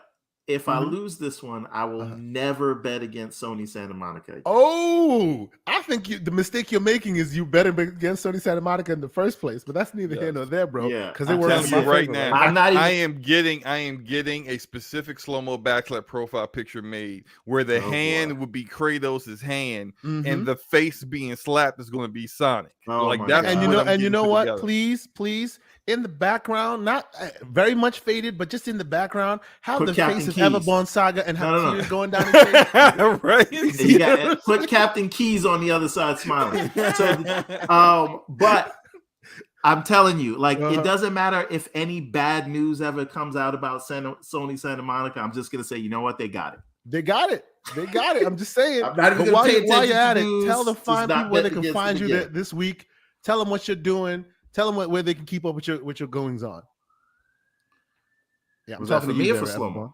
I'm Oh, talking about you. no, Everborn Saga everywhere. You know where to find me. And now you can find me on Hive. Yes. But yeah, 2023, we got a lot of things planned. We got like 3 books coming out next year. So it's going to be, I see Forte in the chat. Shout out to Forte. I tried to tell him Forte, man. You know? Man, he got selective hearing. I read your first sentence. It's He sold completely out. That's ignored it. all I needed to Forte, hear. you are also invited to the Reckoning, sir. I'm not sure it's going to be called the Reckoning or the Knees episode, but there will be a lot of ridicule that day. Oh boy, I cannot wait. This is going to be amazing. Everborn, the last frontier. That's that. The last, oh man, there needs to be like custom animations made. The whole thing is going to be great. It's going to be amazing. All right. Everborn on his last legs with this bet. But anyway, so Everborn Saga everywhere. Go to everbornsaga.com. Get the books. We're working on a lot of things right now. 3 books in production as we speak. Video game in the works, moving way slower than I originally anticipated, but we're getting there. And yeah, check me out on Hive, Instagram, Facebook, Twitter. You know the rest. Indeed. Well, I appreciate everybody for being here. Thank you guys so much once again. On the way out, don't forget, hit that like button if you haven't done so. Share it out with a friend. Let them know that we out here getting slanderous on a Saturday morning. Thank you guys so much for who checked this out. And we will, of course, be back next week. Check out the Living Split Screen, guys. Check out Chatter Days right now with Lord Cognito. Lots of great conversations still happening. And we'll talk to you guys next week. Have a good one.